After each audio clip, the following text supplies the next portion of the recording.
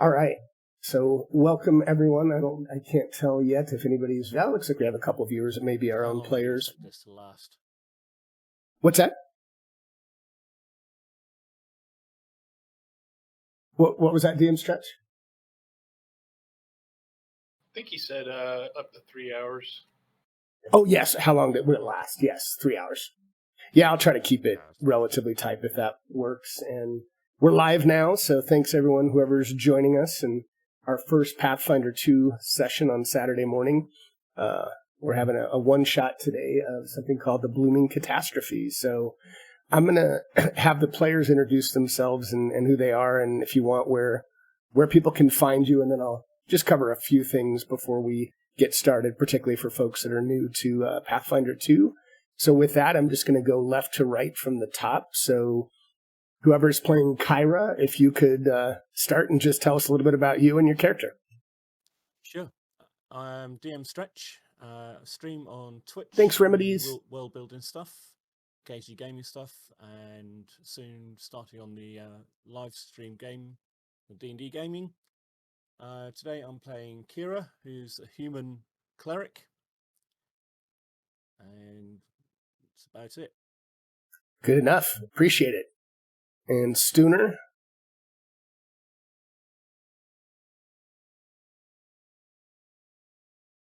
Lazy Stooner?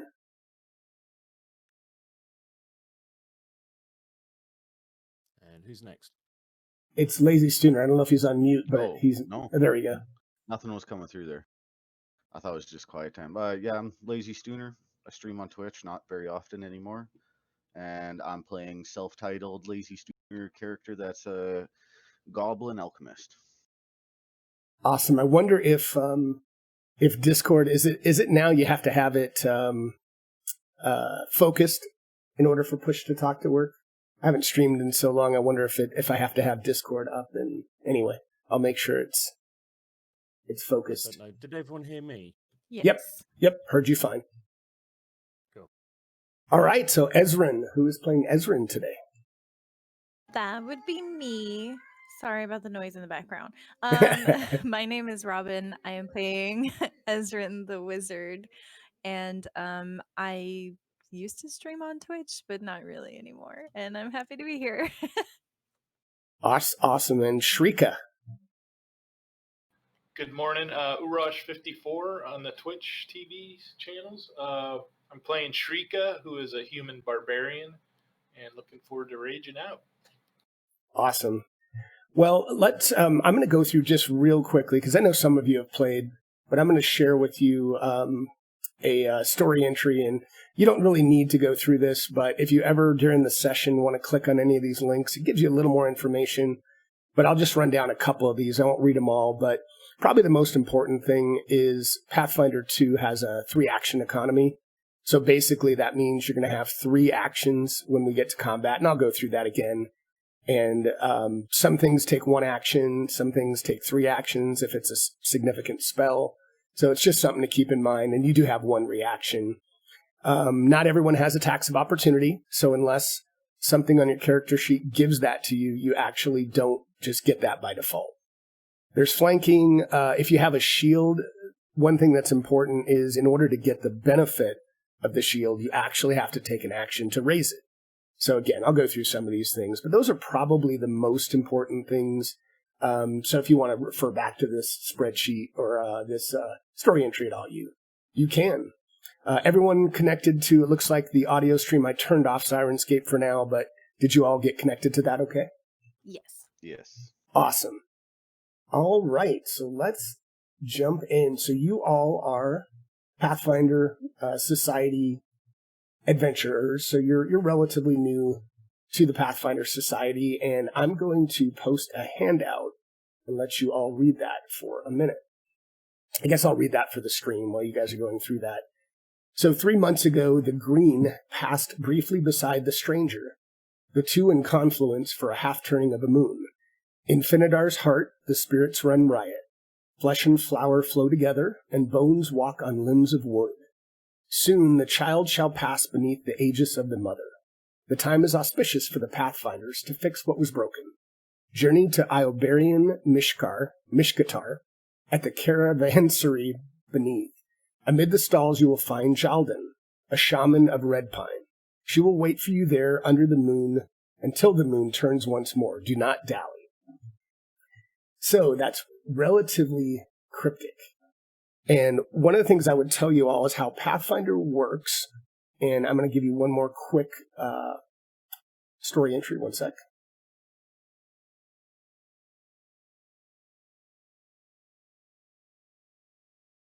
This is one that's just good to keep handy, and all this is, I think I shared that with you, is this just goes through how skills work. So if you look at your skills tab, some things can be done with what's called untrained actions, so you don't even have to have training, and you can do these things that are in the third column of this story entry. But some things are more specific and do require training, and those are kind of listed on the right-hand side. The reason I share that with you is if you look, there's a number of these that have a recall knowledge. So as you're reading the handout, there's certain things that you could try to do if you want, and just tell me if you'd like to, but you could do things like do a recall knowledge for occultism, and that would give you maybe some information on some of the references in the letter to, say, the rituals and some of the comments that seem a little more cryptic. You could try a nature recall knowledge that might give you more information on kind of some of the spirit information or rituals, and even a society recall knowledge that might tell you something about the forest itself. So if anyone wants to do anything, let me know, and I can tell you what you find out. And you can roll in the open. That's fine. Ezrin would like to. I can't do Excellent. Mel's voice. I'll give a try for occultism. Sounds good. All right, so I'll just kind of give you, so you did so well on that roll, and one of the reasons I want to tell you this is so you know going forward, but a critical success or a critical failure in Pathfinder 2 is basically if you get 10 or more than the DC, and in this case, I'll tell you, I won't always tell you, but in this case, I'll tell you did. You got a critical success. So, the stranger has a particular place in the iconography of Old Kalaran, the pre-human empire of Cyclopses that included much modern-day Ioberia thousands of years ago. And you know that the green is the planet of Castravel, associated with fertility, and the stranger is one of the constellations of the cosmic caravan, associated with ill magic, and typically depicted as a single staring eye. The child is another name for Galarian, which is the planet, and it's really it's where Pathfinder is set. So Galarian is basically like Earth. While the mother is another of the cosmic caravan associated with protection. Anyone else want to give any type of nature or society roll to see if you know anything else? Yeah, I'll do a nature roll. I could probably throw a society. Okay. All right, so on the nature roll, Shrika, you know that Iobarian's dominant religion is the worship of various nature spirits who protect harvests, protect forest fires, and so forth. Most of the religious figures, are druids. And you also know that these nature spirits are typically confined to other worlds, but with careful effort, a druid can actually construct a physical body for one of these spirits. And these are known as leshies, which are animated beings of plant matter. That was Stuner that did that. Well, that's all right. That's what you know, Shrika. And Stuner, from the recall knowledge, you know that Finidar Forest is in western Ioberia, and it's mostly known for its burosidae, which are known as blood pines. And they're a species of pine trees with scarlet needles that burn extremely well, and they spark small wildfires as part of their life cycle. While Finidar's blood pines make the forest really susceptible to sudden and intense forest fires, the many druids and centaur shamans who reside there typically keep these fires from growing out of control. Very cool. All right. So with that, do you all want to make the trek to Mishkatar and locate your... Okay, Yeah. sounds good. So as you get closer to Mishkatar, it's sprawling on a hilltop overlooking this broad caravanserai. Second. And as you come into town, you see an eclectic mix of these houses and occasional kind of red tiled rooftops, and it looks like it's kind of a town market that you're coming into, and you hear people talking, and you see a crowd of people, and you're not quite sure who your guide is, but you can try to find them by searching. You can look around and mingle. You can do certain checks, like, for example, diplomacy checks to gain information to see if you can find your guide, but I'll leave it to you as to what you'd like to do. I'll throw a diplomacy out there, or lazy student. Okay. Say aye. All right. So as you're kind of mingling around the caravanserai, one of the folks looks up at you and says, I saw a teenage centaur girl. She was out by the east wall no later than about 20 minutes ago. If you want to look for her, I think she's probably still over there.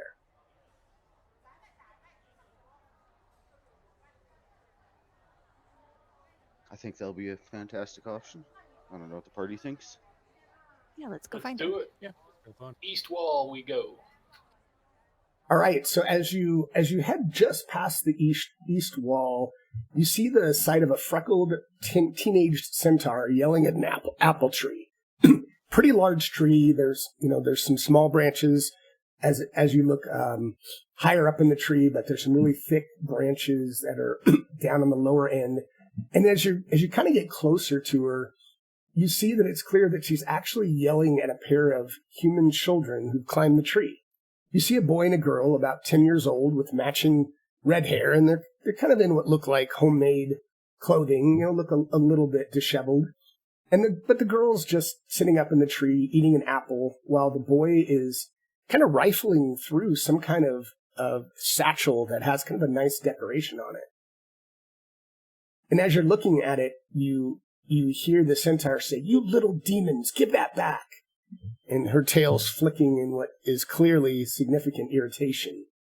The girl looks down at her and says, "Nope, I don't think so." And she continues to munch on her apple. And the boy calls down, "Not until you show us how to make those dead squirrel monsters." And she says back to him, the centaur, "Sure, I'll show you. Come on down and I'll make 2 dead little monsters, you little devils." And then she turns and she finally sees you all walking toward her and says, I'm sorry. Who are all of you, and why are you here?"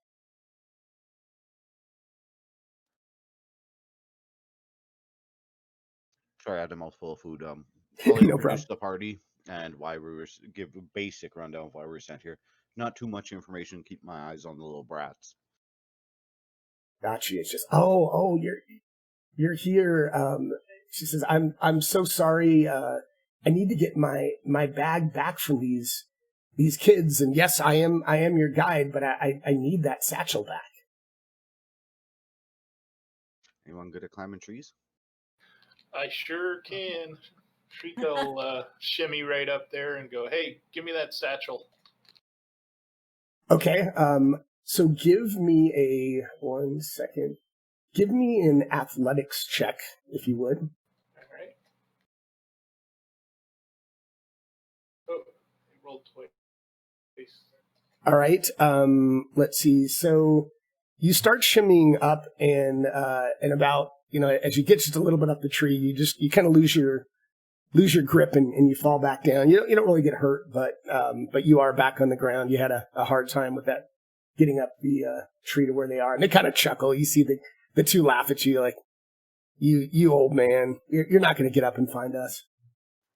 Hey, I'm a lady, and I'm going to try it Oh. again. They say, oh, sorry, our fault. I don't sound like one, but It's one for the mustache. I'm going to give it another whirl. Yeah, since I didn't get hurt, I'm going to try again because I know how to climb a tree. Excellent.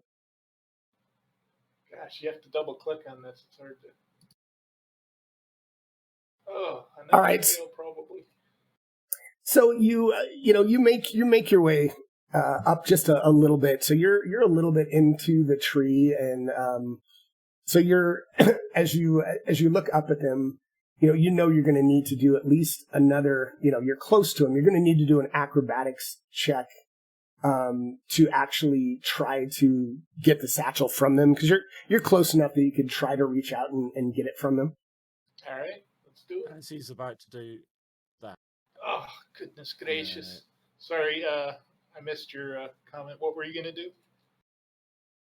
as he's about to do that, I see the attempt, and I go up to the base of the tree. I look up to the kids, and I'm playing with 2 silver coins in my hand. The kids, backpack's not yours, but these could be if you behave yourself. 12 round in my fingers. Awesome. So Shrika, do that acrobatics check again, but give yourself a +2 circumstance bonus as you're doing it. Will do. I'm going to quickly change the color of my dice after all these battles.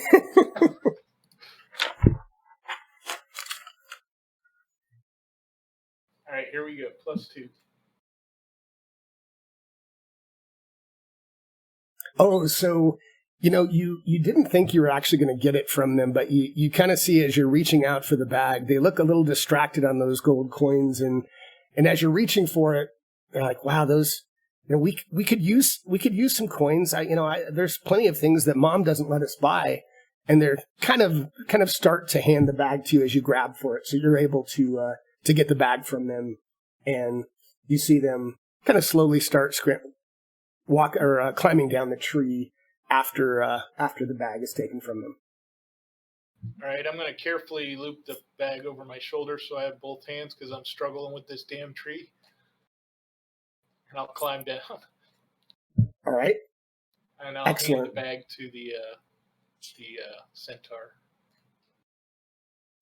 Awesome. And so she says, one, thank you so much, and let me properly introduce myself. She says, as I mentioned, I'm your guide, but I'm also going to be the Red Pine Clan's new shaman.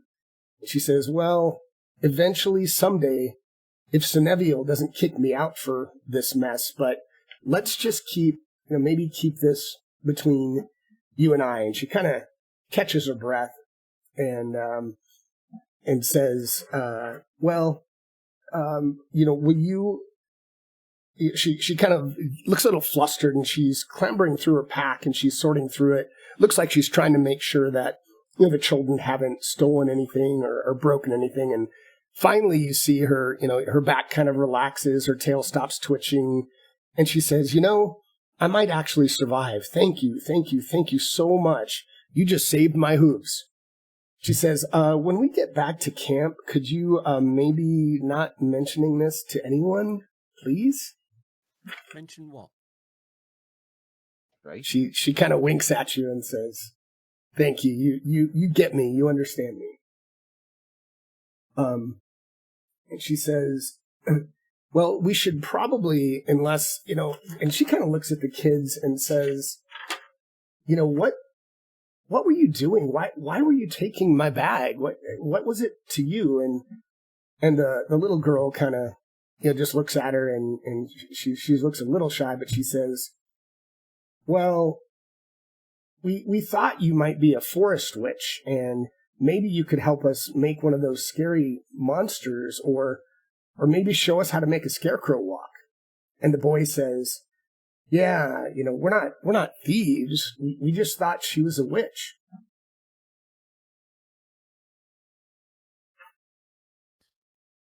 I'll look at the kids and say, well, what have you learned today?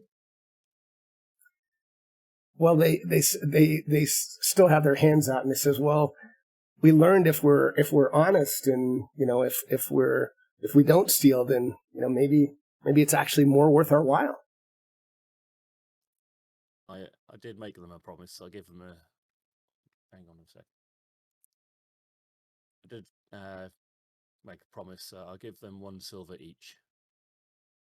Oh, and their eyes both light up and say, thank you so much. Your mom's going to be so happy that we have a little bit of extra coin. Maybe don't tell her how you got it.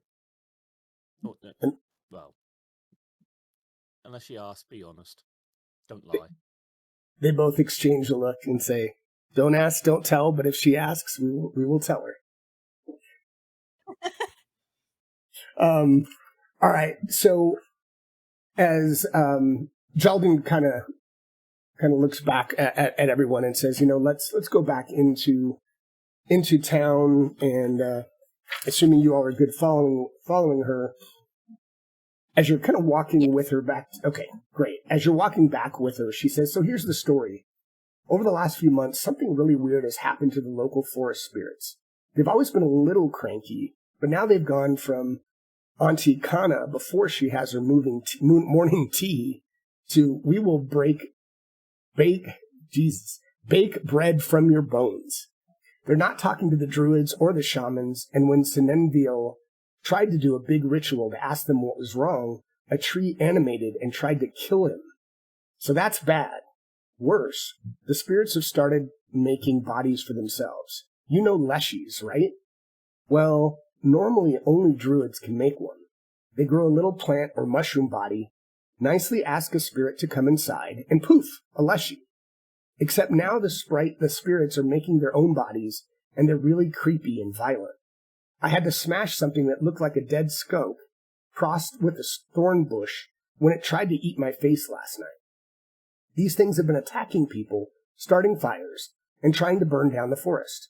I don't think anyone's gotten killed yet, but it's probably going to happen sooner rather than later. Anyway, that's what Sinenville, Kana, and your Urwal are trying to figure out now at the Red Pine camp. They seem to think you can help, so get your stuff and let's get going. How many of these things do we have to contend with? She says, well, I don't know. Perhaps Sinenville and Kana, might have more information, but I'm really, really not sure. I haven't seen really very many myself. All right, I look at the rest of the party. You guys ready to go? Sure. Let's go. All right. So as you start making your way to the outer forest, she seems like she couldn't have a care in the world. I mean, she seems really, enthusiastic, and she starts asking you a lot of questions, like, I'm so confined here in the Finadar forest. Can you give me any other information on what's outside of here? And she just continuously peppers you with questions, and seems like she's just out for a stroll. Doesn't seem concerned at all. I talked to her a bit, tell her about where I've come from, my homeland, and what I've seen in my travels, and just basically have a conversation with her as we're walking along.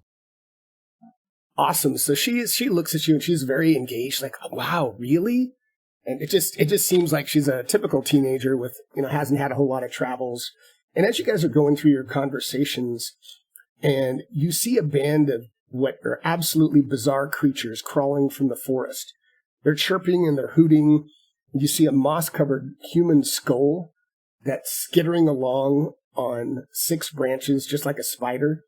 And you see a dead raccoon that's slinking along on a fungal mat, and it's bleeding this sap from 100 of what appear to be like these crimson eyes.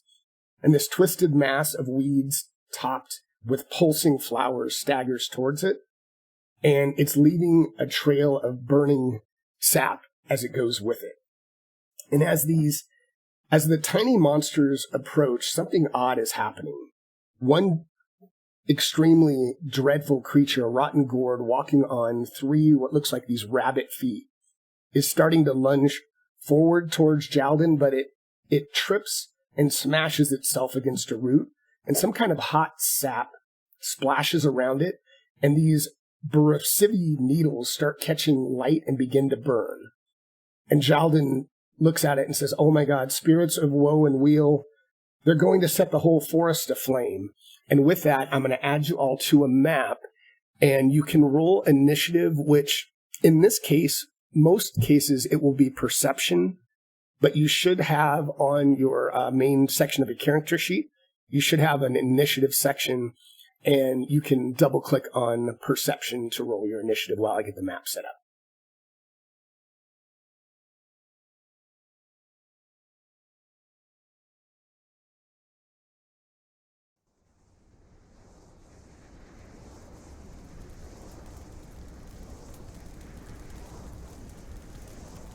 And if anything is ever too loud, you guys know you can open that web link and just raise or lower the sound if it's too loud.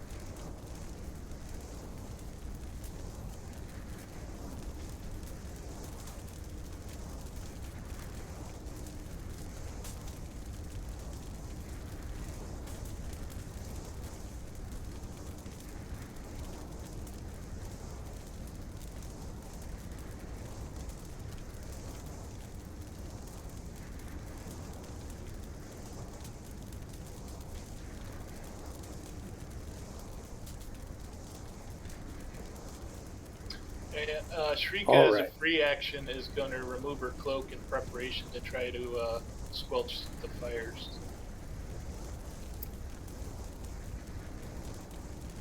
Okay, and actually you can get to that, but it's I'll show you.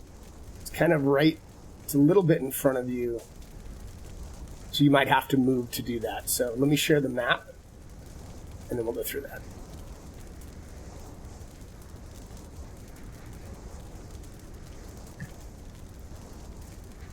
All right.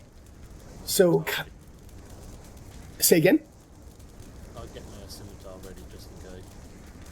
Okay, great. And they all look like they're anxious to come towards you. They actually, if you guys can give me a perception check give it in the tower if you would.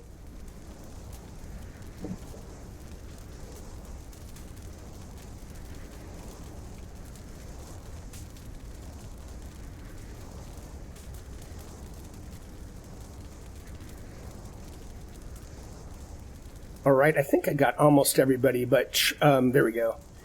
So Shrika and Kyra, you both seem to notice that they all seem to be focused more on Shrika. They're kind of looking at Shrika like they want to go after her more than anyone. But in these squares where you see the smoldering forest fire down below, this is covering about 4 squares right now. Or actually, is it covering... 1 second.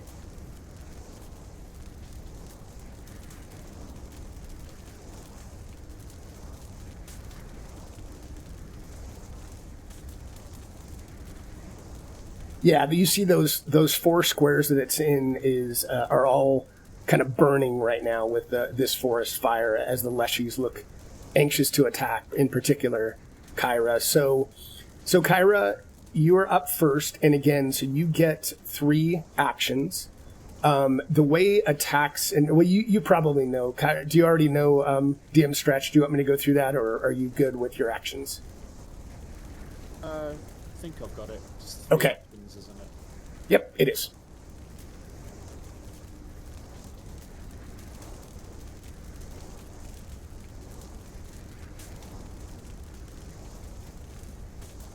And I don't think I've locked tokens, so if you want to move, you can move.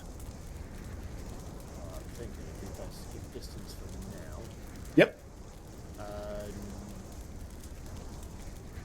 These look undead. I would say they do not. I wouldn't always give you that information, but I would say no, they don't. You don't need to. Yeah, they don't look undead to you. Shrika, what are you? Is that just your initiative roll, or what? What was that? Yeah, I clicked the perception button on the main page instead of the initiative button. Sorry. Got it. No problem. Set 0. I think it works either way. So, okay, gotcha. So my first roll was an 11. If you want to just change my initiative to 11. Got it. Okay.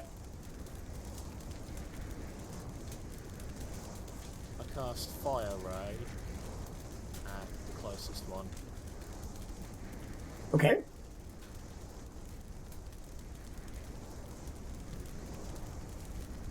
Oops.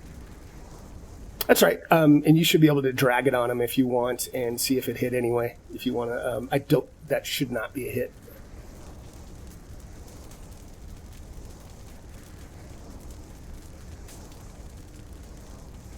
Okay, I don't know if you cast it a second or if you were just trying to, but that's fine. So I would say you hit the Hogweed Leshy. That's the second time. Okay. And you can roll your damage.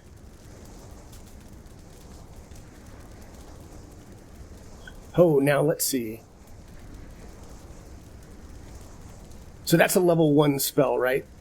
So, okay, so it did 2d6 fire. Awesome. So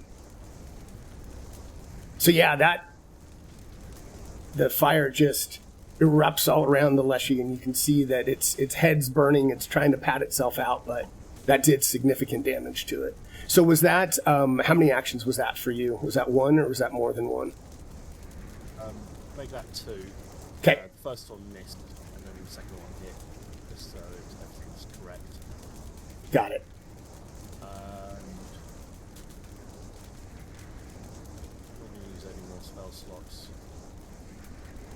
And remember, we'll let it for this one. We'll let that. But remember that's a 2-action spell. So typically, we'll just say you just did that one time, just because we're learning. That's all. It's all good. But that's a 2 actions. So I would say you have 1 action left to either, if you have a shield, raise the shield. You can move. You can do whatever. But you have 1 action left. I'll stay there, just ready for anything to step forward.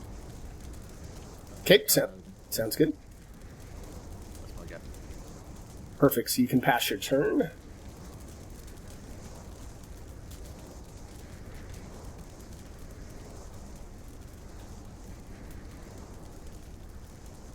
Can you pass your turn?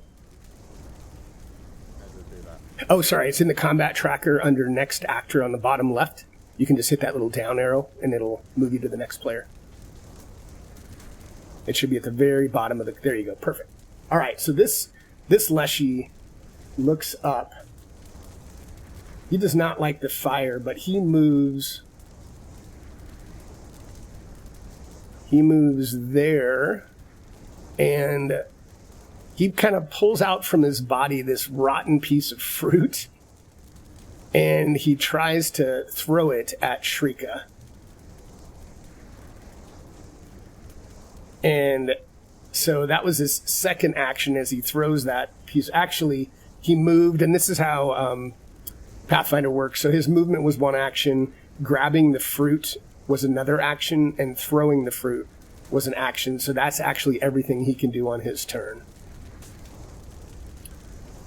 The smoldering fire, let's see, continues to burn, and it's now taking up more squares. It's taking up, in addition, 2 squares next to it. Let me make this a little bit bigger.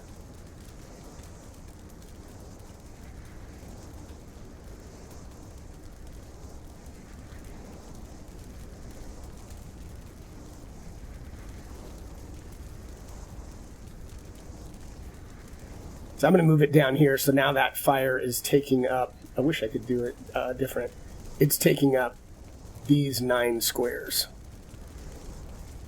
Okay, so Ezrin, you are up, and you see these Leshies seem to be fixated on Shrika, and the fire continues to burn.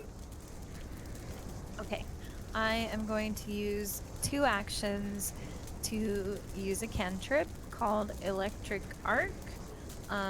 So as far as I understand it, I can cast it on one monster, and then it will jump to another monster. And they have to make a save, so hopefully this Awesome. works just like in 5th edition. It should. Do I target both of them at the same time, or just the first one and then the second one? How would you like it? Go ahead and target them both, so it's easy. Yeah, just target them both. Okay. All right.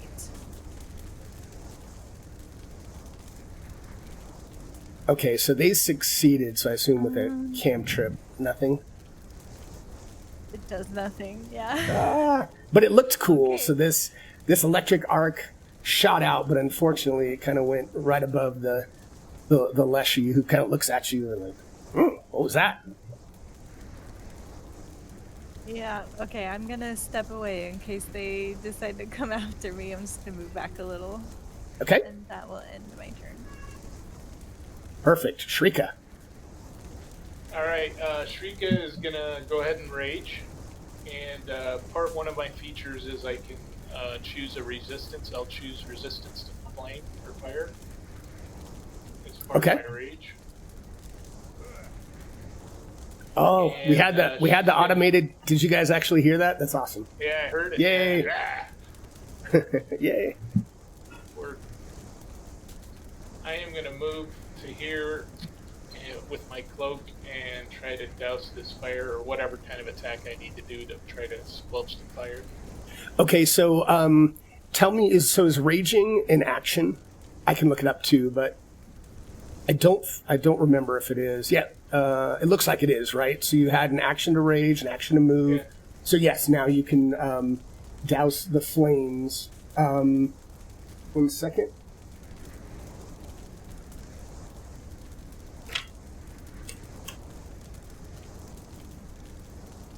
So this had like, this is now these 9 squares. So you put out with one action 2 of these squares. So give me a second. I'll see if I can mark that.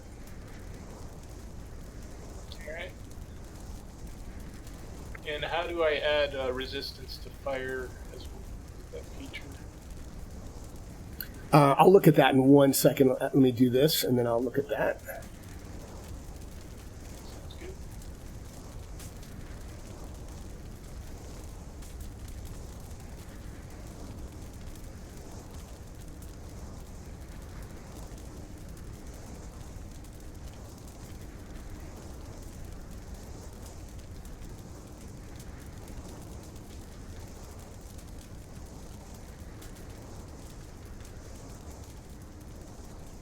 There we go. I'm having a hard time with that one, so I'm just going to do that. So let's see. Is it on? Oh, we don't have it. So just Yeah. do resist. So all caps resist : and then it should, just like an effect like in 5e, but resist all caps : and then I think do fire space, and then how much is it? Is it 5 or 1? Do you know what the resistance is? I'm trying to remember where I read that earlier. Yeah, I'm looking at the Rage Titan Mauler. I don't see the resist. Maybe it's a character I think thing. it's one of my character abilities. Oh, gotcha. Let's see if it's the answer.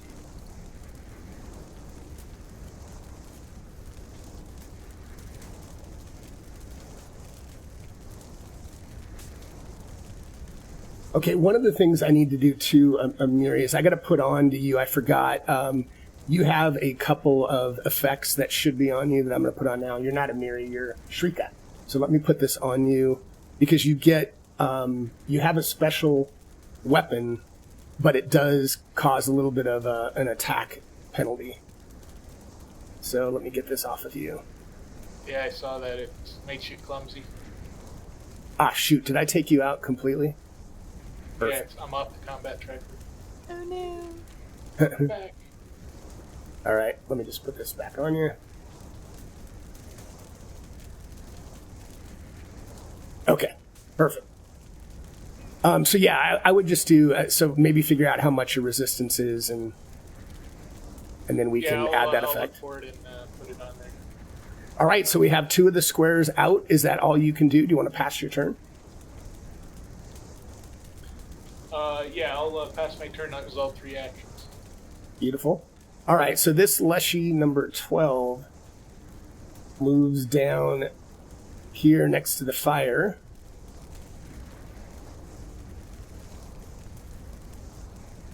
And he tries to attack you.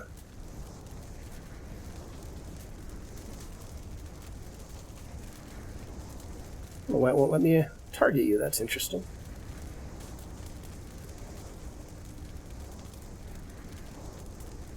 Huh.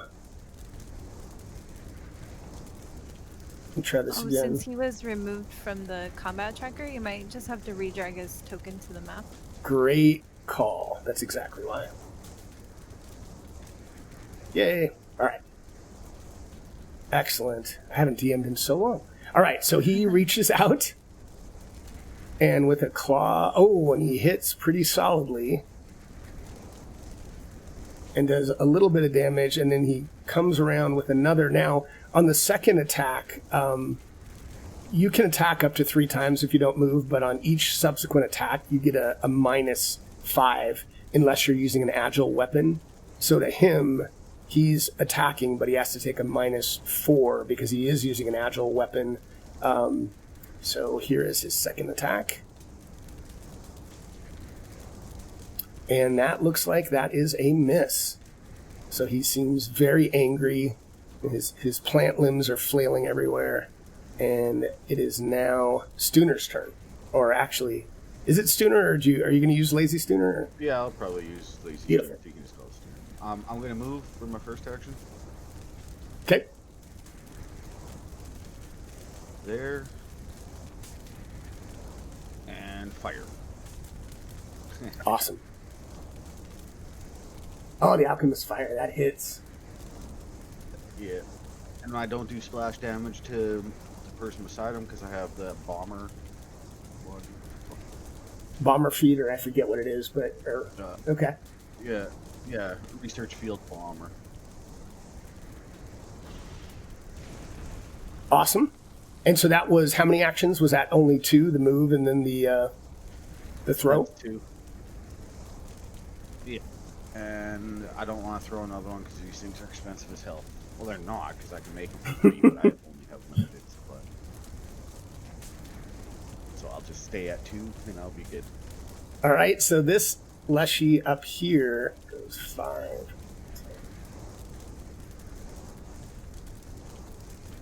Goes to there. There is flanking in Pathfinder, just so you guys know, and you can move through your own teammate. It doesn't cost anything else. Anything more, so just as an FYI. So he moves his full movement, and then he reaches out again with a leafy, twig-filled palm and tries to attack you.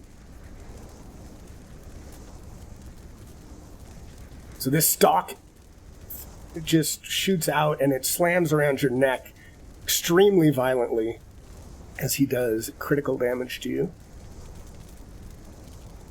Double. So Shrika, this kind of wrapped around your neck, and as he was pulling back, it just kind of ripped through your neck. And he is going to... I don't like it. I don't like it. He's going to move down here, but that's all he can do with his third movement. And Kyra, we are back up to you. Real quick, Gwydion, I did find Yep. the Raging Resistance. It's under Instinct, Giant Instinct. Okay. My class abilities, and it doesn't say how much resistance you get. It just says you resist bludgeoning, your choice of cold, electricity, or fire. Usually it always has a number to it, so I'll have to try to look that up, because usually it's like a 1 or a 3 or a 5, because what that means is you subtract that amount from every attack. So I'll have to try to look it up while we're in the middle of it, maybe right after combat. All right, no worries. Cool. All right, Kyra. Step forward. One action. As I come forward, I start down a little bit. The first swing goes low, and I'm going to go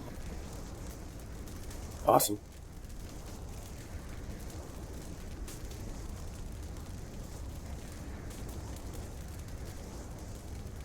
when I get the right way.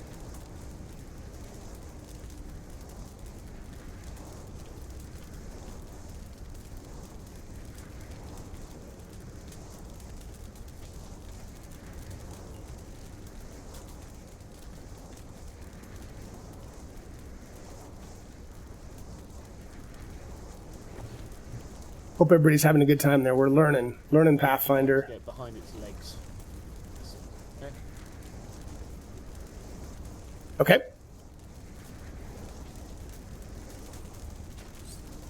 Awesome. So you slash into it, and it almost like, you know, one of its legs is ripped off and lying on the ground, and it's looking like it's almost going down.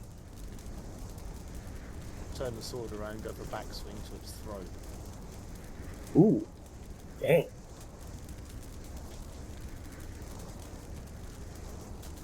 Oh, it looks like you hit again. Now, you used your second attack, so cool. Now, are you using are you using your attack, your second attack? So is it, because I don't see the, oh yeah, you got a +2 to begin with, and I'm trying to see, oh, there's a +5. Okay, perfect. So you do that, and you basically, you'd almost taken one leg out, and then you basically just decapitate this plant field as these twigs go flying everywhere into the forest. And as you do that, this thing explodes, and I need you to make a DC, or actually just make a, I think it's a fortitude save. 1 second. Yeah, make a basic fortitude save, or sorry, just click on the fortitude save for me, and I'll tell you if you pass or what it does.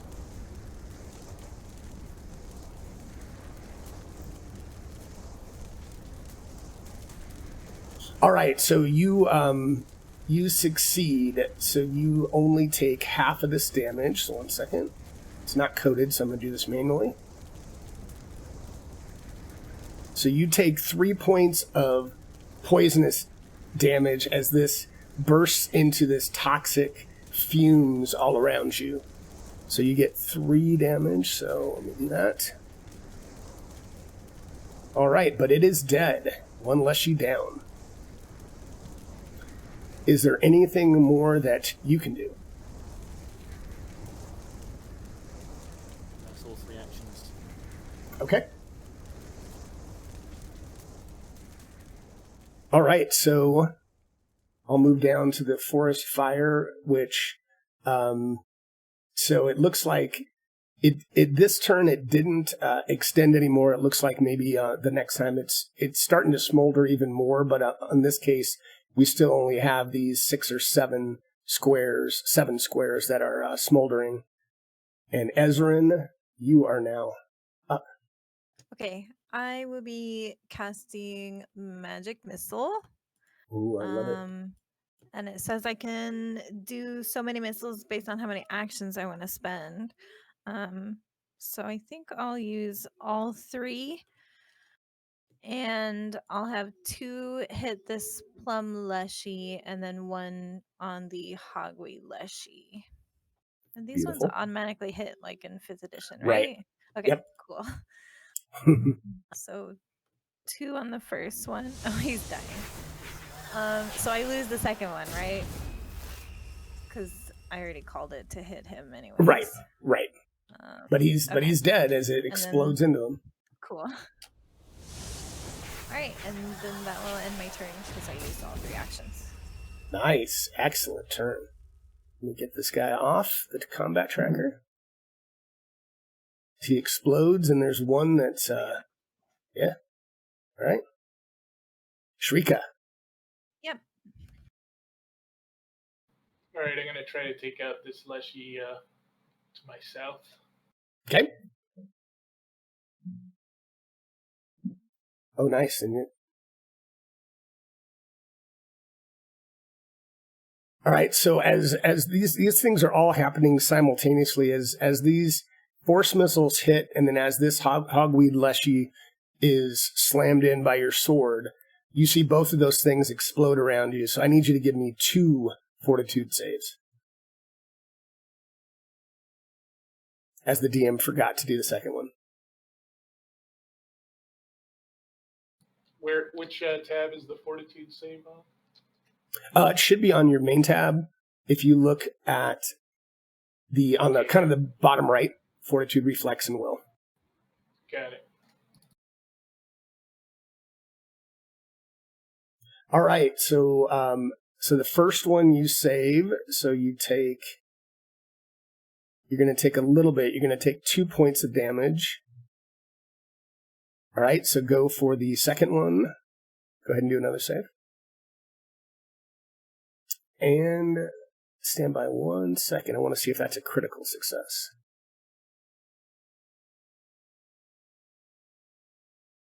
No, but it is a success, but not a critical success. So you take 2 points. So Shrika, you are almost down. On You death's door. You're on death's door, but the Hogweed Lushies are out. And then Jalen, she's been, of course, I've already forgotten her name. Jalden has been kind of staying back, but she's been really focused on the forest fires. So she's trying to put out the rest of these fires. So you guys are out of combat, but she is furiously trying to put out these fires. What does everyone else want to do? We'll help her put out these fires. Yes. Yeah. Excellent. Use So the scimitar go ahead. around the foliage Oh, to try and stop it spreading. awesome. So as you guys spend a few minutes doing that, and you quickly extinguish the fires, and it keeps it from spreading around to the rest of the forest. And Jalden is just extremely happy. Like she's coming up trying to hug you. She reaches out to hug you, Shrika, and she's like, "Well, you look pretty hurt, so I'd love to hug you, but thank you all so much for making sure this didn't spread to the rest of the forest. I want to make you honorary Red Pines. Don't know if I can really do that, but you are, as far as I'm concerned. Thank you so much for the effort." So does anyone want to do any healing? Do we have any healing? Look on your character sheets. Shrika, you might even have in your inventory. I have an elixir healing. of life. Yeah. Okay. Unless someone wants to heal me, I'll use that.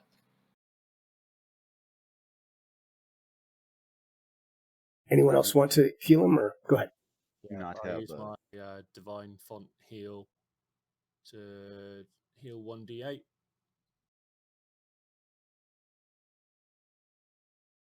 Okay. Excellent. Oh, God. No. Really? Wow. That's better than I'm feeling a little bit better. All right, I'll go ahead and take one of these elixirs too. That's not bad. All right, check it off. And maybe one of these shaman friends of this centaur can do something for us too.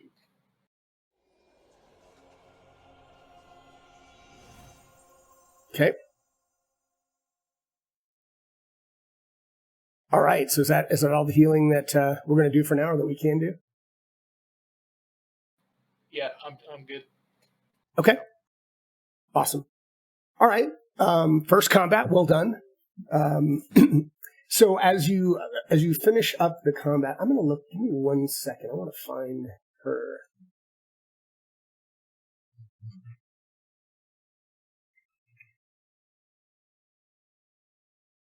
Yeah, that's interesting. I'm going to have to make a note because they do not have Jalden as an NPC, which seems odd, but maybe that's part of the adventure. So, so she kind of looks around at everyone and says, "Are you ready to head towards the Red Pine camp?" Okay. Let's go. Yeah. Awesome. So she sets a really brisk pace for the camp. She wants to, whereas before she seemed really lackadaisical and nonchalant, but now clearly she's concerned about, what's in the forest. So she brings you to an encampment, and it's looks like, second. It looks like it's getting towards the evening. Actually, it doesn't. That's not changing. That's interesting. Oh, well. It's getting towards the evening as you get into the camp. And this camp is kind of right near, a small bend in a small forest stream around it.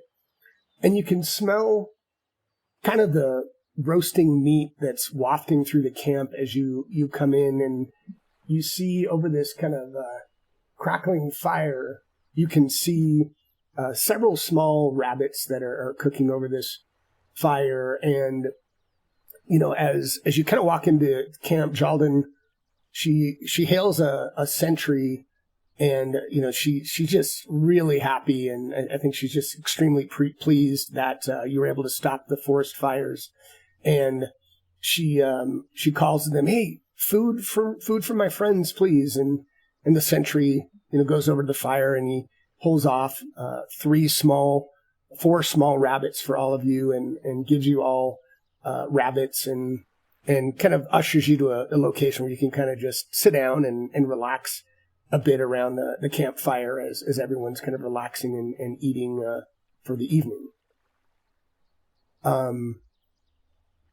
So as you do that, Jalden looks at all of you and says, "I'll be back in a bit." And she says, "I need to tell everyone what's happened, and you all just take some time and relax, and I'll be back shortly."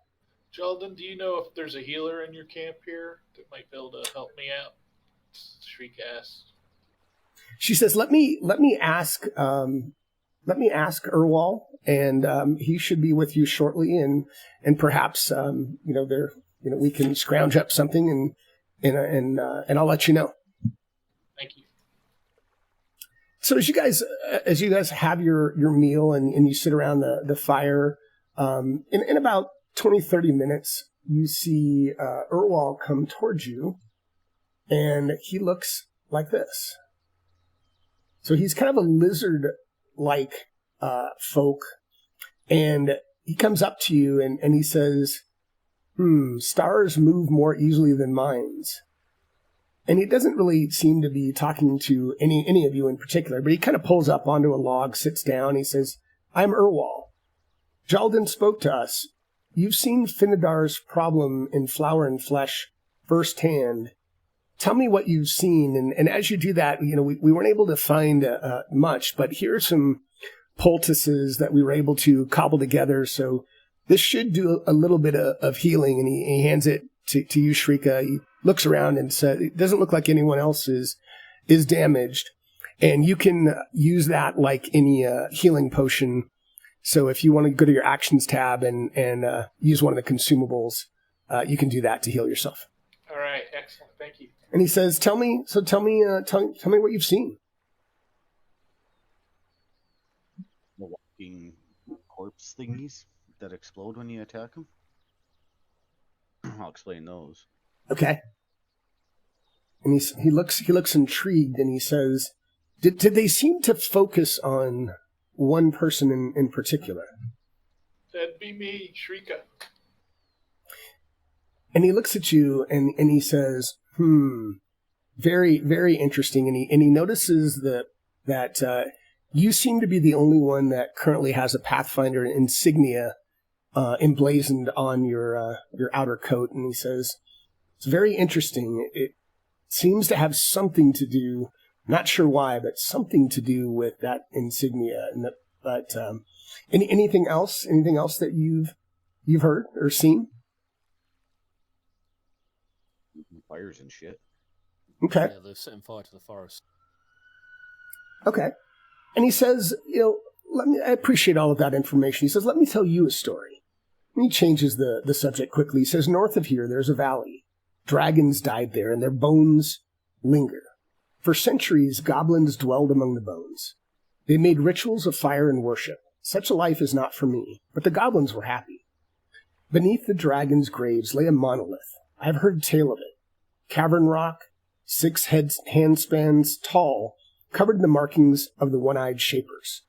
For years past number, the stone slumbered until even the stars changed above it. Then as the sun blessed the newlyweds, the goblins' rituals awoke the stone. It remembered its shapers. It remembered its purpose, and it remembered its powers. It called living fire into the dragon's bones. Finadar burned. Pathfinders came to help. The stone was found, broken, all seemed well. But now the spirits grow strange and furious. Kenenviel and Kana seek to guard their people's lives. This is well, but I think it is wise that someone seek out that stone. The stars agree. And he's quiet for a long moment, and then he nods to himself briskly. This is an auspicious night. The dreamer is bright. Walk the camp. See where you may be of aid. Brighten the name of the Pathfinders. You will leave in the morning for the valley, for the stone. So give me 1 second. I'm actually going to put that in chat because that was a lot of information. So if you want to have any of it, you can look at it later.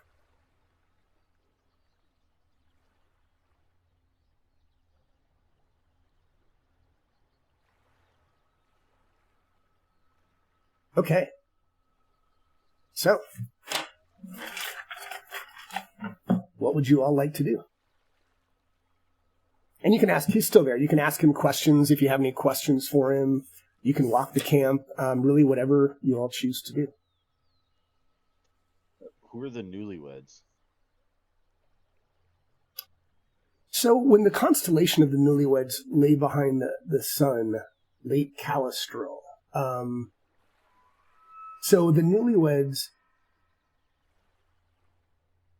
so it sounds like that's a constellation.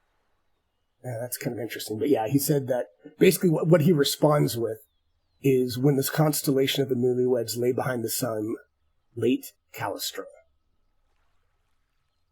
Wish I knew more what that meant. Out of character for a moment. I'm assuming it's like a part of like the eclipse phase or some shit like that. It could be. Could be.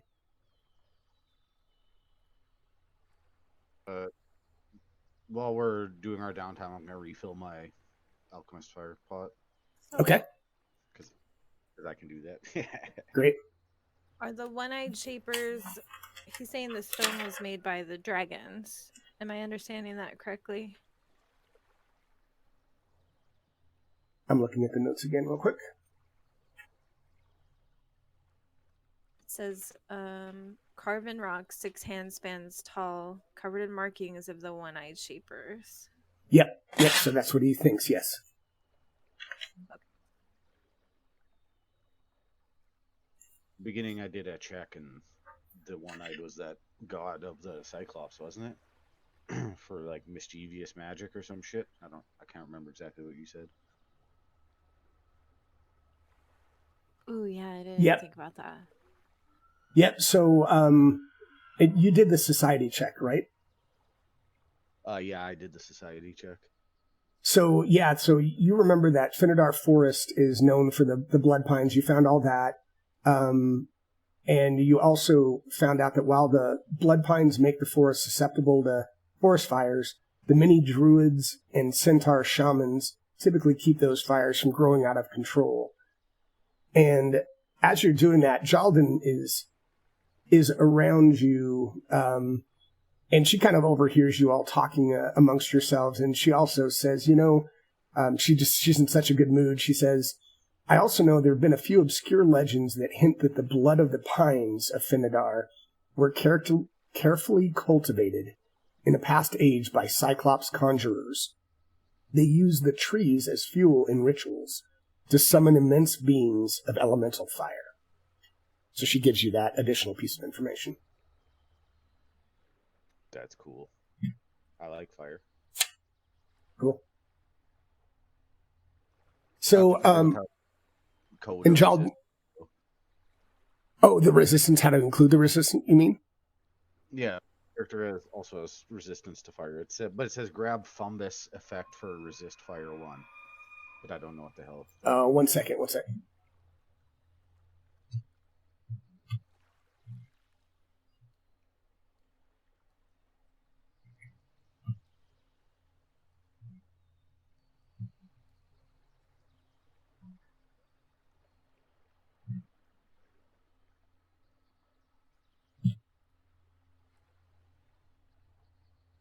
Yeah, I'd meant to put that in and create that and put it on you. So I think that'll work, but we'll test that out. All right. So Jaldan goes, she goes back out into camp, and you're not quite sure where she went, but so what all do you want to do? Do you want to wander the camp? Do you want to just go to sleep? He'd kind of ask you guys to you see what he wants you to do, but just tell me what you want to do, and we'll go from there. I just want to rest and prep more spells to replace the ones I used. Okay.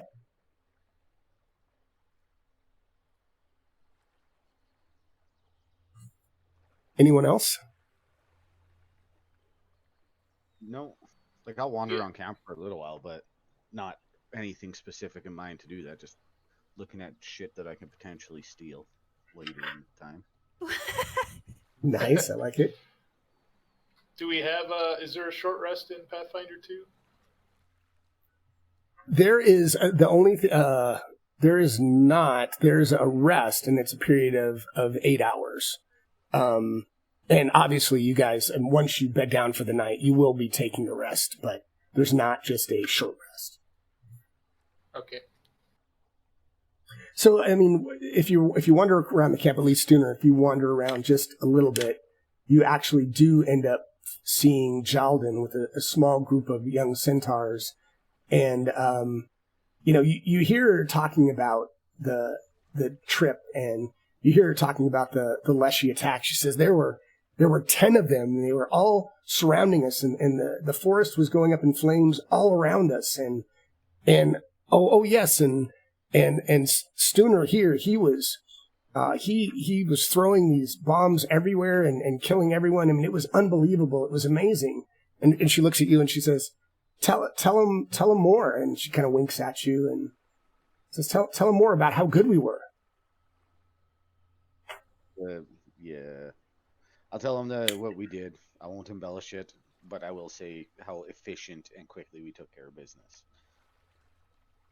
Okay, and she kind of, looks at you and bows her head just a little bit as the youngsters kind of look at her and like, yeah, it sounds like, like the fish was 10 feet long. I mean, come on, it sounded pretty good, but not what you were trying to make it, child. And they kind of all disperse off after that, and she does thank you, and she kind of shakes her, she looks a little deflated, but she thinks she's saying, well, you told the truth, and she kind of just walks off.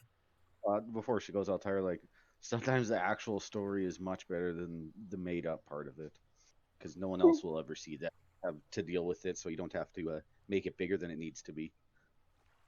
And so she perks up a little bit at that. Anyone else wandering around, or is everyone else just kind of by the fire, or what's everyone else doing? I'll have a wander around, chat to a few people. Okay, are people going together? Okay. Yeah, I'll tag along with Kyra and chat along with him. Ezrin, what are you going to do?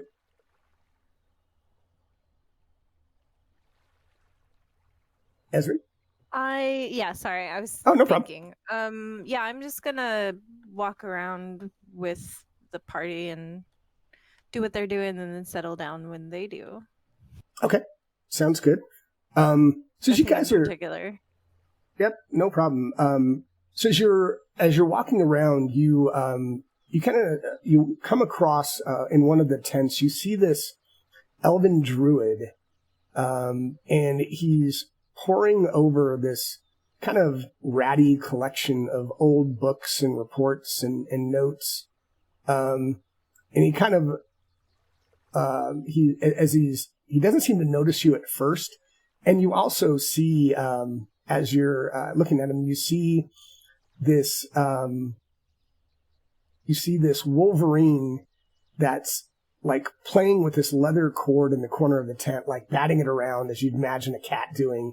And he kind of looks up at you and he kind of grabs the cord and he looks up at you, Ezrin, and he's like trying to hand the cord with you, almost as if he wants you to play with him. Okay. I will play with him. Oh, and if Wolverine could smile, you can kind of see this grin gets extremely large, and he's like playing tug of war with you. And as you're doing that, the druid looks up and he kind of smiles and he introduces himself and he says, "My name's Sinenville, and I'm trying to see if the spirit's current anger has any kind of historical precedent here. It'd be so simple if these records weren't damaged by a fire. And he kind of laughs and says, well, you've met Berry Eater. And he says, she'll follow you around everywhere. She loves a good tug of war. But anybody want to help me look through these records and see if we can find anything more? I can certainly assist you with that. Excellent. And so as you do that, roll me in a occultism check. And when you do that, do it with a +1. All right. All right. You don't find much, but you're certainly looking diligently. Anybody else?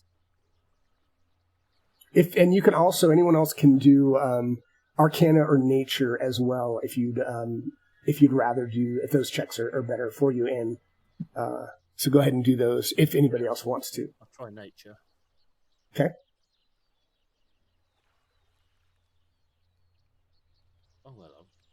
All right. So at least Kyra was able to find, and so it takes you all, quite a while, but you are able to find a few references to some ancient Cyclopean ruins in the area, including in the Stone Valley. And you also find some references about an old Cyclops grave surrounding these standing cairns. And Sinenville, he kind of thinks to himself for a while, and he says, maybe these are to gather evil energy. Maybe these relics, and maybe they're the cause of the troubles. I'm not sure, but maybe that's what causing this troubles. And he kind of just goes back to poring over his books as Berry Eater keeps wanting to play with you all. I say, well, it's a lead at least, something worth checking out. Absolutely. You guys kind of, as you're wandering around the camp, you notice you picked up a shadow, and Berry Eater seems to be following you around the camp, but you don't really see too much else of note. And it looks like everybody's kind of bedding down for the evening. So if you all want to do that, we can give the party a long rest if you want, or a rest, I should say. There isn't a long rest. I give Berry Eater lots of scritches. Excellent. She is very, very happy. All right, so let me see I think this is built in, but this is my first official PF2, so let me try to do a rest and see if it does anything. 1 second. Okay, I'm going to try an overnight rest. So Shrika, you should get back, I believe it's your con modifier. So let me check. So you got 2 points back. Yep. And I think that is correct. So, yeah. So that is one thing to note, that for in Pathfinder it's a lot higher. It's a fair bit harder to heal. So you get your con modifier with an overnight rest. There are other things you can do. You can do medicine checks. You can do obviously healing. And you should have gotten Kyra and Ezrin if you did use any of your first level spells. Those should all be back now. Yes. Okay. Check one other My magic thing. missiles. Awesome. So Shrika, the one thing you can do is, if anyone has, even if you're untrained in medicine, you can actually try to do a medicine check, and you can kind of spend 10 minutes. Let's see. Actually, you know what? Never mind. That just tells you if somebody's injured. But you should be able to. Does anybody have healer's tools on their character sheet? I'll just check. I do not. Yes. Okay. All right. 1 second. Okay. So if you have healer's tools, you can spend 10 minutes treating wounds. And once you do that, the target is immune to treating wounds for an hour. So that's a way of not like having, what was it in the old 2E days? You'd have the staff of light healing that you just keep hitting people with. So in this case, you can only do this for 1 hour But what you can do is you can make a medicine check, and if you succeed, then the target regains 2d8 hit points. If you critically succeed, they get 4d8. If you critically fail, your patching goes so badly that the target actually takes damage of 1d8. So if you want to do a DC medicine check to try to heal Shrika even further, what is your training? Do you have just, is it just... I've got +7 in medicine. Okay, and are you just trained, I think? I think you're trained in it. Okay, so the DC is 15. So if you'd like to do that, you can try to heal him, and the DC is 15. You can roll it in the open, and again, if you succeed, let's see. Ooh, so you get an 11. So that's just a failure, so you're not able to patch him up anymore, but he doesn't take any damage. So, all right. So you guys are relatively healed, but you can finish the night's rest if that's what you need to do, or what you're ready to do. And I did notice my healing elixir. I checked off one already, and after the long rest, the check disappeared. So, yeah, can you regenerate those? No, you shouldn't. I probably need to set that up different because I set up the consumables. So thanks for telling me. Yep, perfect. All right. So, so you sleep overnight. It's uneventful. And as you kind of wake up in the morning and everyone's picking up their camp, and you see Erwal comes by you, and he has some coffee that he had heated up over the fire. And as he's drinking his coffee, he says, he seems reasonably happy, and he says, "I've cast horoscopes for your mission." And he sets a pair of satchels full of traveling supplies down by the campsite. He says, "The omens are favorable enough, although the stars carry warning. The spirits of Finadar Forest are sick. Perhaps this is an abscess in nature and must be lanced with sword and flame, but such a cure is to be mourned, not celebrated." He further says, "Better for all if a safer salve is found, yes?" And he makes it clear to you. He says, "Look, we do not want to. We don't want violence. I think if there's a way to figure out what is happening in the nature, putting nature back in its rightful place and without violence, I think that would be best if possible." And in the satchels that he's provided you, he's given you bread, mushrooms, smoked meat, and also 4 gold pieces and 4 silver pieces as well. And he also, let me see if I can find this, because let me see if I can find this one other thing he gives you.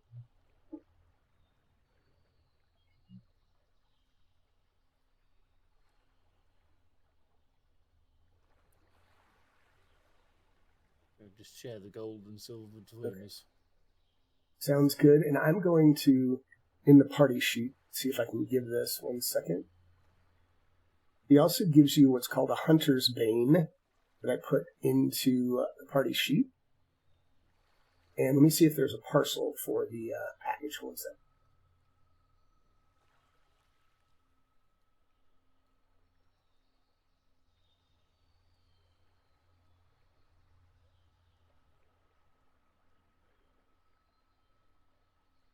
Before we set out, as I get up, I spend an hour praying to my god. Excellent. Okay, so there is the treasure bundle. So it looks like... Oh, that's interesting. You just do the table. But so you see the Hunter's Bane. If anyone wants to look at that in the party sheet and grab it, you can. Okay, well, he's doing that. I'm also infusing my reagents for the next day, because they only last for 24 hours anyways. Okay. And Jalden, she comes by, and she's pretty happy with you all too, and says, "Hey, I wanted, to give a little bit more to you for your adventure." And she hands you a cheetah's elixir, and you can read in the party sheet what that is, as well as an owlbear claw. and you can read what those are in the party sheet. And if anybody wants to, if you want to talk amongst yourselves, and if anybody wants to grab them, you can. And I'm going to set something else up. Give me a minute while you guys talk about those things.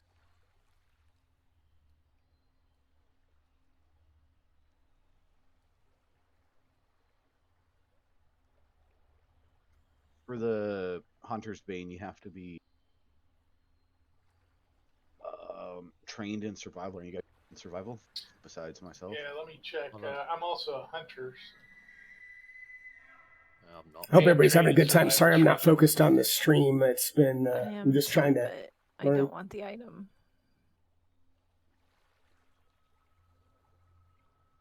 I think the alchemist should have it. Take it. If I'm being hit with attacks, though, we're in some serious fucking trouble. How's Yeah. your perception?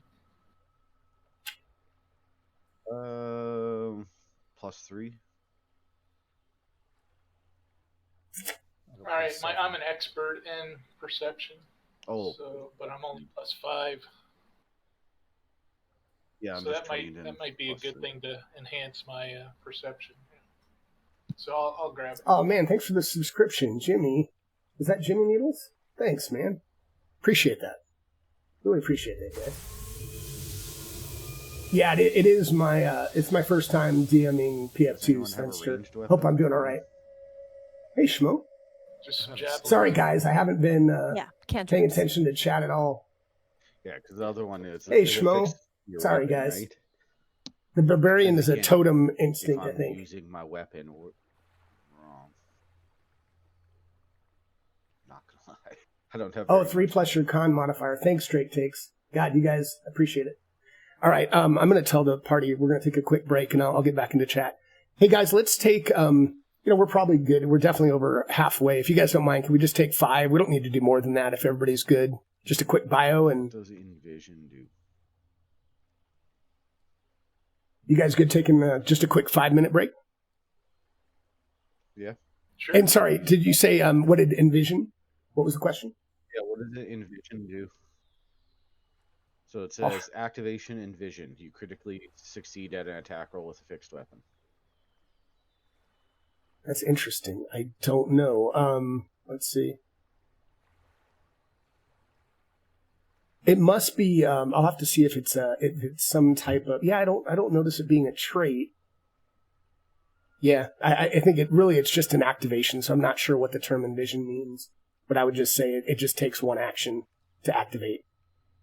I'm not sure what envision. I'll have to look that up later. Well, I'm gonna run to the washroom real quick. I'll be back. All right, guys. Yeah, let's just take a quick 5. We're definitely over halfway, so we're good. All right. Good. One sec. Yeah.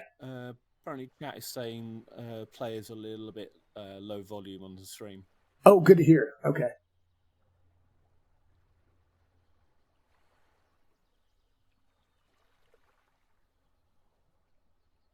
All right, thanks everybody. I'm going to try to fix that. Give me 1 second.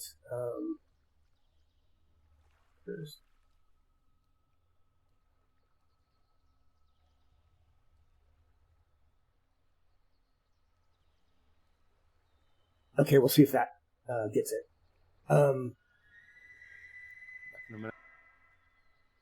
Yeah, we'll see if that helps. I tried to adjust that, but thanks for letting me know. All right, let's see. Schmo, I'm going back through the...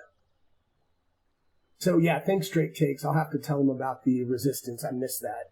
So 3 plus the con modifier. So it is, I think, 5. So we'll have to make sure we give that to him. And that's just when he's raging, right? I thought that would have been coded. Yeah, I'll have to ask him. I'm still learning all this, so it's fun, and it's definitely a little more crunchy. The Schmo, thanks for coming in. Yes, Spencer, it's Unity. If you guys are all still there, it's definitely Unity. Yep. And I do like the action economy, too. All right, guys, I'm going to take a real quick break, but yeah, I'll be right back.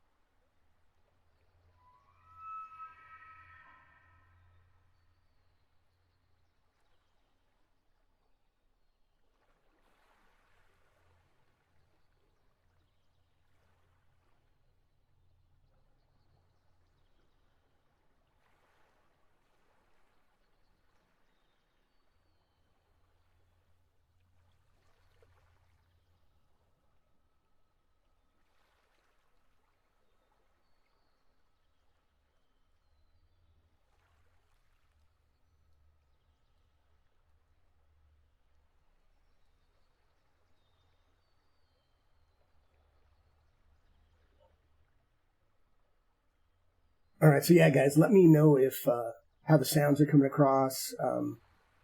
I got Sirenscape on pretty low, but I'm using audio movers. I like that, and everything seems to be working pretty well. I'm just learning how the system works, but it's fun. I like it so far. I'm going to give them a ready. I think I have this ready. Wonder if the ready check. Oh, it does work. Cool. Wasn't sure if it worked here.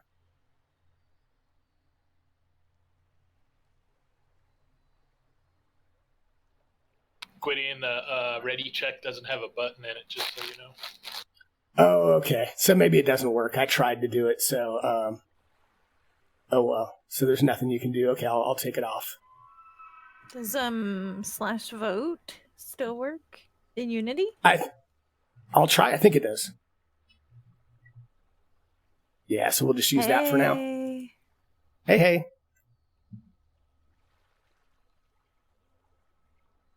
I don't DM in Unity yet. I only use classics.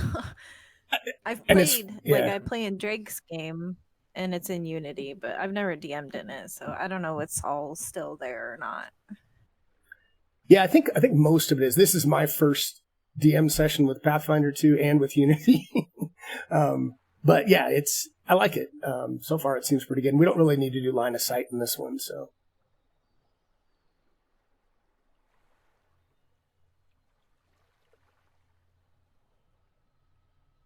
Have the sounds been choppy at all, or has everything been pretty good when it's been on? They've been pretty good. I haven't noticed anything. Awesome. Yeah. Just trying, like I said, a new program. It's just easier to give people one link, and to me, people don't like sometimes downloading or having a separate login, so it's nice. Yeah, it's a slick little way to do it. Is it easy to set up? Not really. Just because I headset, but not at the computer. Okay, no problem. Do you have to use virtual audio cables for that? Well, what I'm doing is, I'm doing something. I'm using the audio stuff. Yeah, I'm using a plugin. So I'm using something that's totally different, and I'm using this program called Audio Movers. Yeah, I do have to use Voice Meter, and okay. I'm using a lot of different things to send it. But what's cool about it is it should be uncompressed sound, so like it's literally not compressed at all. I'm sending it to you, kind of just like it's in Sirenscape. So hopefully, that's cool. Yeah. All right, so I think everyone is back, and thanks for chat for bearing with me since I haven't been paying attention to chat.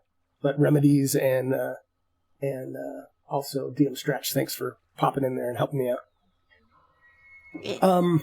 All right, so as you guys, you get all your supplies, and over the next day you head out to see if you can investigate what's causing the fires and these leshies. And as you travel over the course of the next day or so, you kind of notice that the forest is becoming quieter and quieter, and there are more burnt areas, and kind of you see old scars from kind of some of the more recent blazes.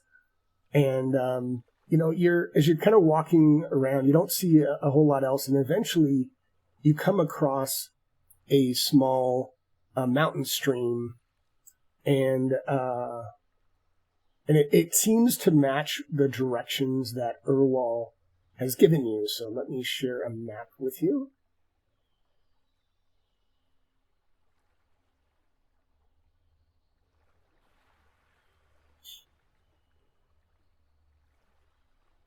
Oh, it's not that map. It's the other map.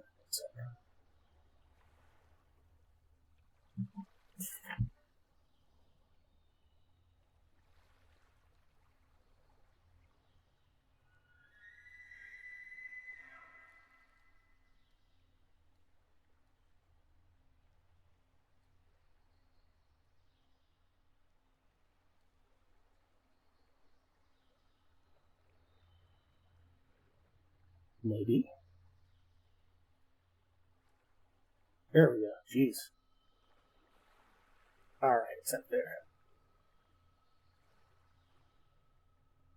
Okay, so you guys are almost up to the stream, and I'm going to put you on the map and let you walk across. So here we go.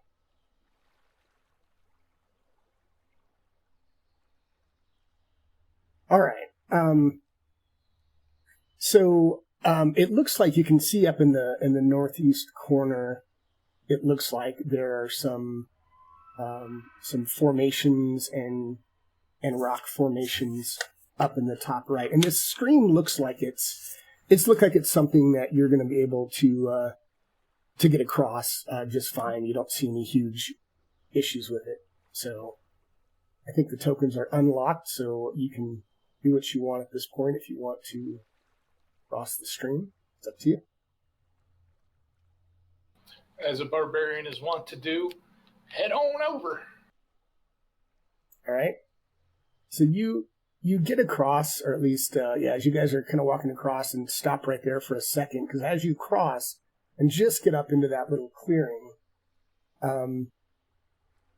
you see this enormous scarecrow is busily clearing the area, and he's got, it looks like he's got these giant kind of centipede things that are crawling all around next to him as well. And this thing has got these bubbling black pools and this sackcloth face, and its hands are twisted into these wooden talons. And as soon as he spots you, as he looks up, it looks at you and his eyes start to glow, and everyone can roll initiative as it's preparing to attack. All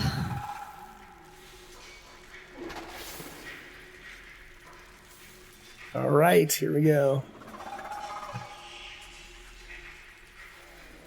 He sounds cool. Yeah. Yes. And Kira's been rolling the good initiatives. So Kira, I will let you you go first.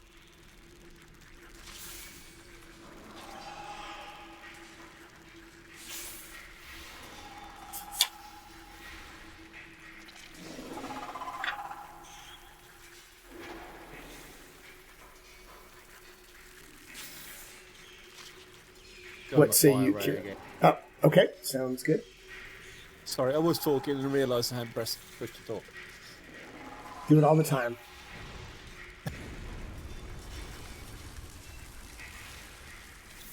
All right, and it slams into it as it kind of reels back as this ray of fire slams into its core. All right, it seems to, that seemed to almost like catch it on fire and just go up in this flame for a moment, and it's patting itself trying to put it out. It looked like that really, really affected it.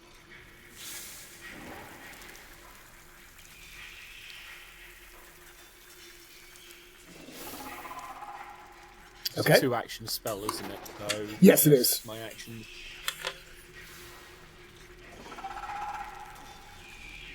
So I moved, which is 1 action, then the spell, so that's my turn done. All right. We'll pass your turn, and then it'll be Stooner's turn.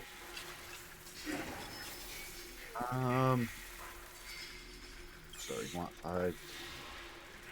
No. I'm just gonna move to there. Okay. And fire.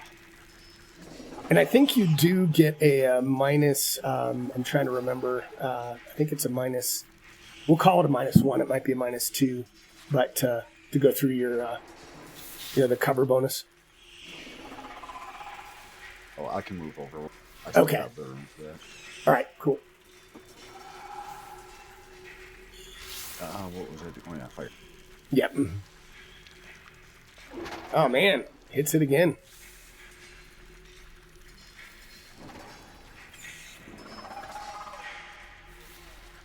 And it's And that will really, be my turn. really damaged. All right. So the scarecrow.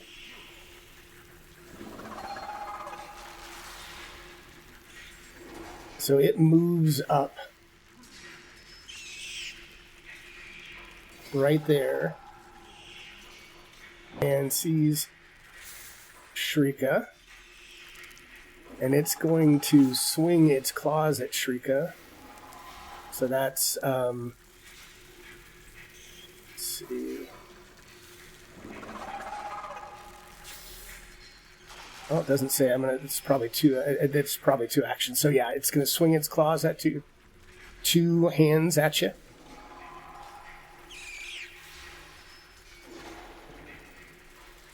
And the first one hits you and really slices into you, these sharp twigs. And as it does that, it needs to do a negative on its second. So multi-attack, but it tries again.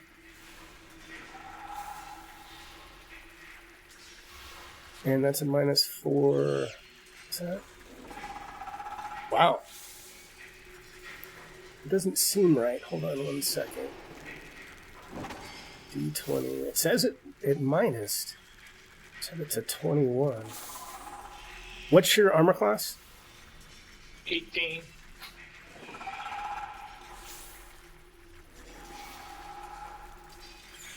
What I'm trying to figure out is it looked like he rolled a 16, so why is that so high?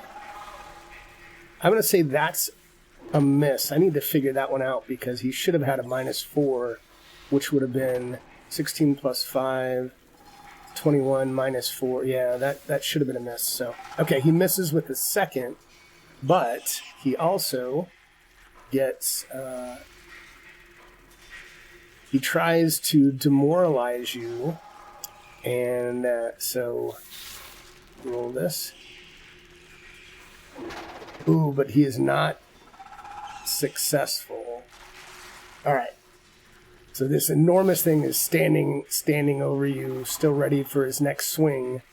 But in the meantime, so it takes a little bit. You can see the fire keeps flaring up on it. It takes a little more fire damage as these centipedes come up out of the ground. 5, 10, 15, 20, 25, 30. It just gets to you and tries to lash out at you with this maw. 1 sec. So wait. And that hits with a 24.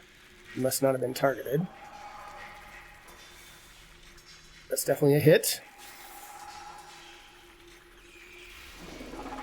You see these guys, right? Why is it not? I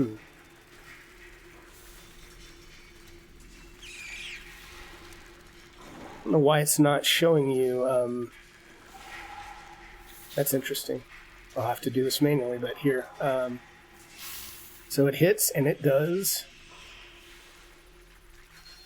2 damage, and possibly, let's see.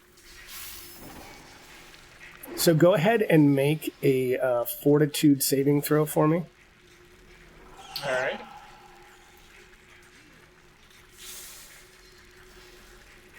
All right, so you feel like this, as it bites you, you feel this poison well up inside your body, but then it kind of dissipates, and you don't feel like you're affected, but you feel like you are fortunate that you were not affected.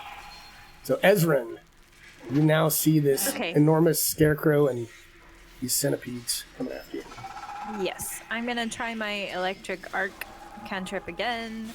Nice. So it'll hit the giant centipede and then arc to the scarecrow. I hope. And they both failed this time. Finally. All right, so tell us what happens to this scarecrow as this electric energy comes from you. Yeah, I mean, he would probably like in the cartoons where they like get electrocuted and he like shakes violently. Nice. Awesome. Yeah, as this thing just kind of explodes and falls to the ground dead. Very nice. Sorry, and that was only 2 actions, but I'm not going to move or anything. Okay. And you don't have a shield or anything you can put up, do you? Or do you? I don't. You're a wizard. What am I asking? You're a wizard. All right, Shrika. So the centipede to my right is dead too. Oh, I missed that. Yes, you're correct. Let me pull him off as he kind of.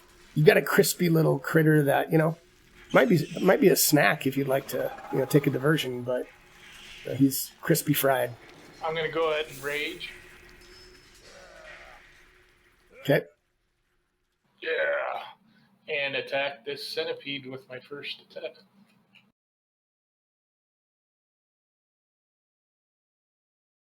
You got it, Jimmy. The fire definitely hit. Ooh, that's a nice critical. So it should do the damage automatically since that was more than saying that's 10. Critical. I don't know.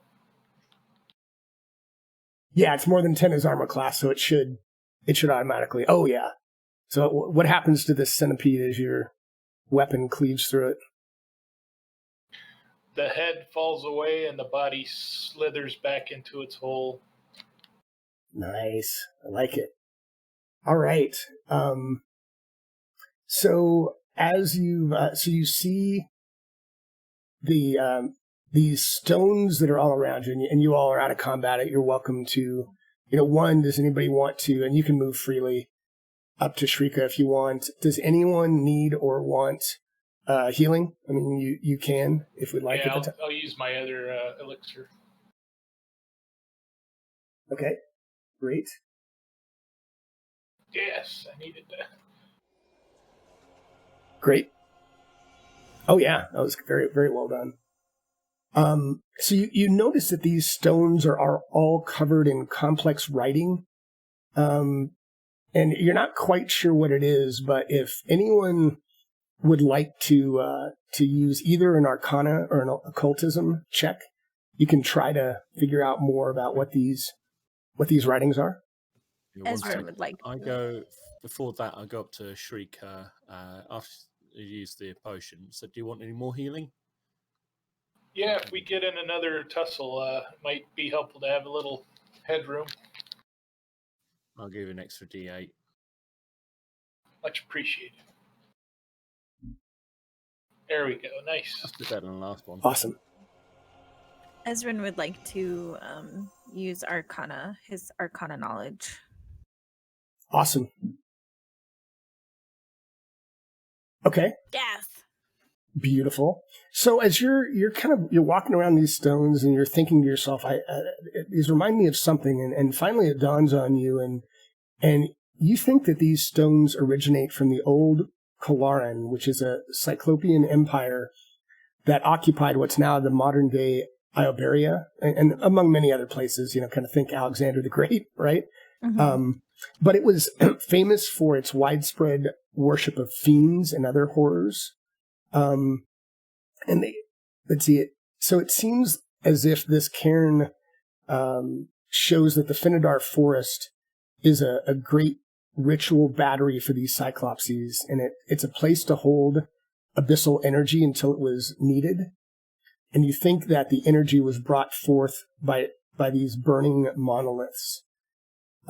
So as you're looking through all these, you're seeing these different images and pictures, and you see that the depiction of these monoliths are 3 feet tall, covered in burning runes, and they seem to match the description that Urwal has given you of the monolith in the old dragon graveyard.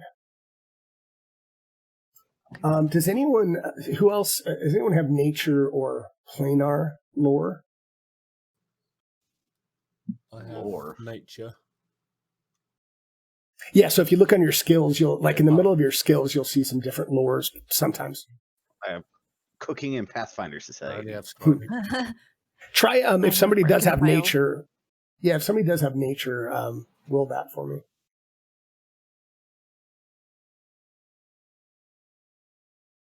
Oh, that must just be the plus. That's what I'm missing. Let's see, Shrika. There we go. Okay, so Kyra, you're also, as you're listening to Ezrin, as you're looking around, you realize that a monolith that's spewing abyssal energy into the forest, that would go a long way to explain the twisting of Finidar's spirits and these bizarre lushies. And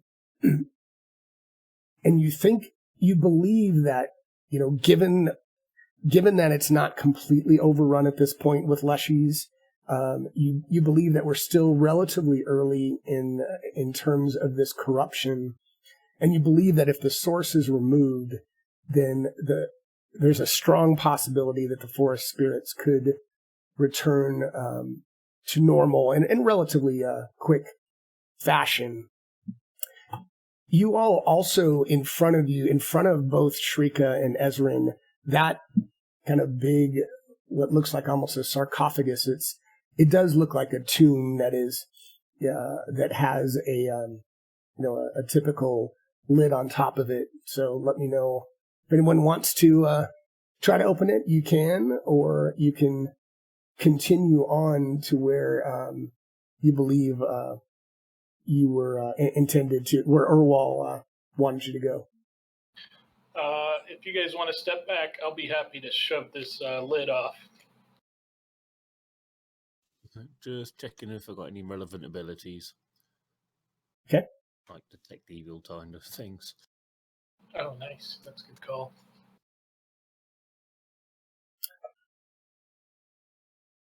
Doesn't look like it. Okay. So let me know. So go ahead, and if you're going to try to open the tomb, give me an athletics check. All right.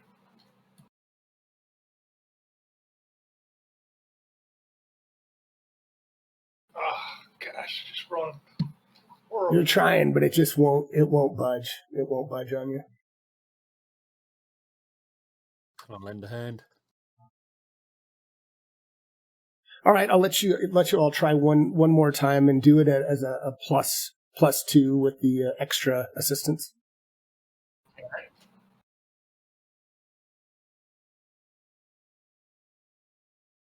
And it's tough, but it just finally, it feels like you kind of broke apart. Maybe not a seal, but it just looks like it's been stuck for a long time. And as you shove the lid across, you see dusty, crumbling bones and an ancient amulet that's depicting a single staring eye. So give me 1 second, and I will put a treasure parcel in your party sheet. Anybody know what this thing does? I'm not touching it. I kind of pick it up with the end of my scimitar. Very carefully. Let's have a look at it. Okay. Let it slide down the blade a little bit so it's closer, but not enough to sort of touch my hand. And inspect it. And you're kind of inspecting it, and it's made of rusted iron, and it's got like a bluish tint to it. And you've seen gems of this type. You don't necessarily think it's magical, but you think it might be worth, call it 5 to 10 gold pieces if you were to sell it. It seems like it has some worth, but nothing magical. I've probably got some rags or something in my backpack and wrap it up in that. Okay. For now. So Sounds it good. looked like it had a cyclops eye on it, so that might be significant for a future. Yeah, that's what I thought.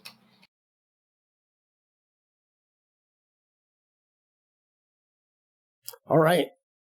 1 second.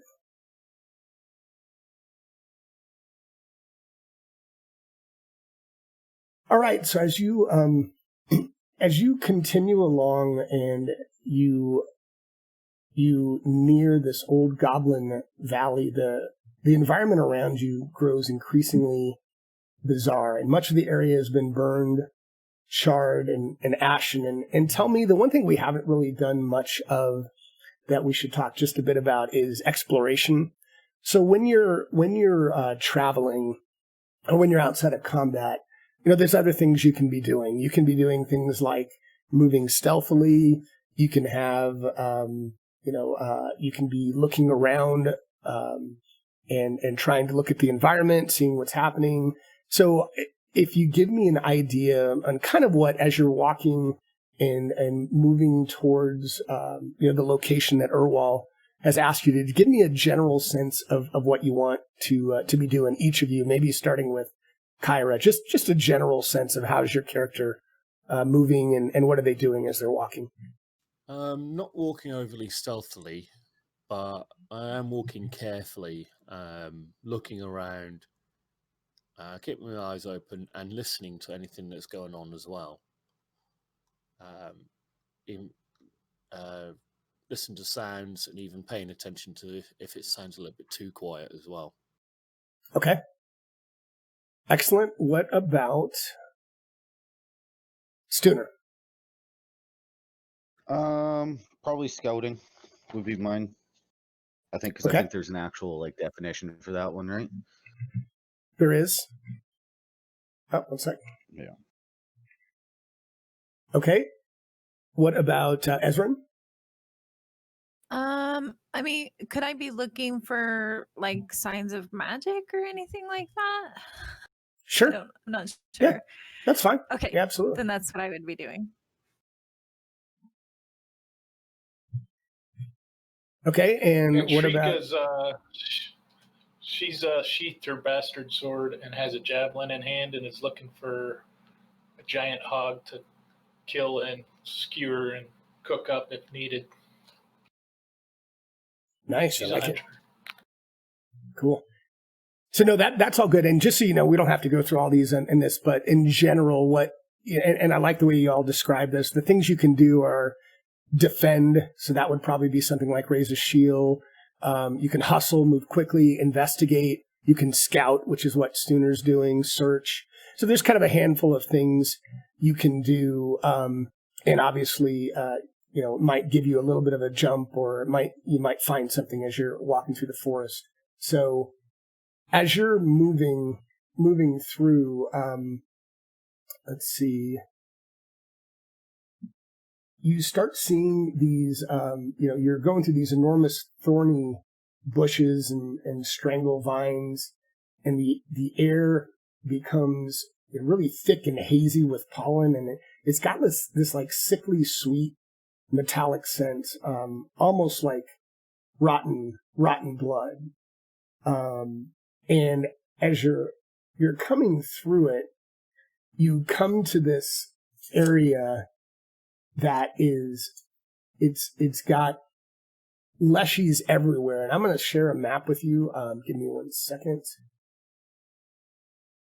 And it's kind of teeming with leshies everywhere, and you've kind of stumbled right into the middle of it. Give this to you in a sec.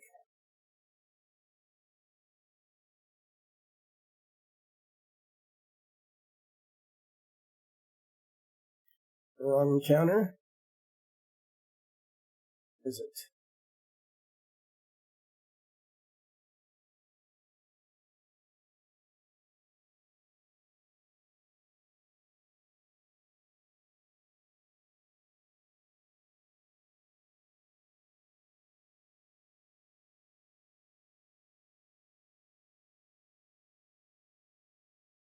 All right, I'm going to show you the map, and then I'll put you guys on it in a sec.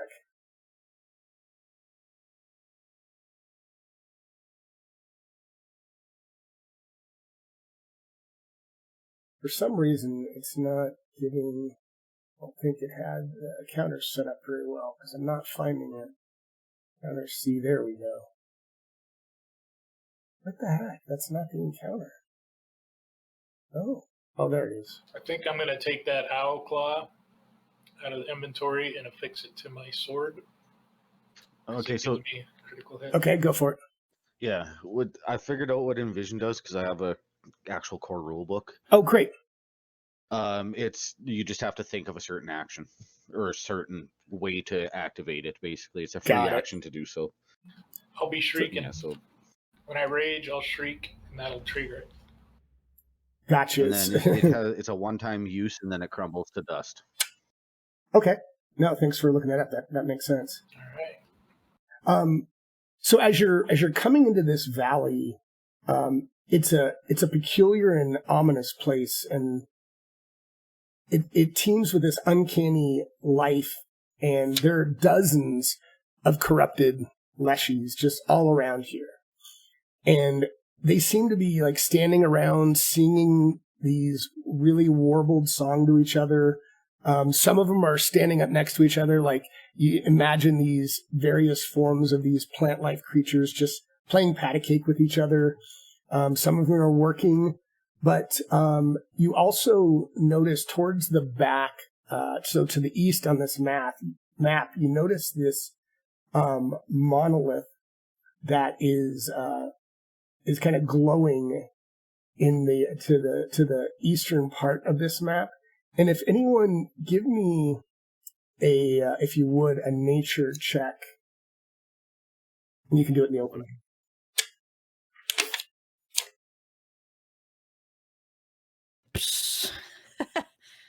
Oh, hello. Kyra coming through. Nice. So Kyra, you notice that all of the Leshies seem very focused in their actions. Like they're, it's almost like they're kind of new to their bodies, and they're very, very focused. And you kind of see towards the back, you see one Leshie that is, he's moving with very quiet efficiency. And he looks kind of like just a leaf, he looks like a leaf Leshie. And, given some of these others, and you see a handful of others on the map, but there are other Leshies all over this valley. There's like dozens of them. But as you kind of notice, it's a little bit hard to notice. I'm going to move you guys just a little bit closer as you've gotten up through here, and then you can move yourselves from there. But you can almost catch the glint of some type of gray stone in his eye as he's walking around, and as he's, it's almost like this chunk of stone in his eye. So they all seem very focused as you guys come into the valley. So tell me what you want to do. As you said, there's dozens of them. Are there dozens of them fairly close? They are. They're like, picture them all around you, like where all these little bones are. It's teeming with these Leshies everywhere. And it looks like the one Leshie in the back it just looks like he's gathered around, busily building. It's almost like he's building an army of Leshie, or building other Leshies as he's not really focusing on you. He's focusing intently on what he's doing. Okay, so we're massively outnumbered. Probably don't want to start the fight right now. Turn to the group, so we probably want to be rather careful. Yes. I'm not gonna lie, this little magic shit, and I speak lots of languages. Magic is not one of them. Is magic a language? I don't know. I'm a fucking goblin. He does. He's like, I can speak 5 languages and I still can't cast magic, so must be. Where do I see my languages? Notes. Under notes. Notes. On the right hand side. Thank you. And they seem to notice you. They don't seem like the ones that are all around you. The guy, the one that's crafting the Leshies doesn't really seem to notice you yet, but the ones all around you are noticing you. They're not immediately attacking you. You do notice they're looking at Shrika, and they kind of hoot, and they kind of, almost like you can imagine in a movie, they like kind of walk around you and they're hooting and hollering, but then they kind of walk away from you. So nothing is overtly offensive at this point. I turn to Shrika and say, how about hiding that emblem we've got?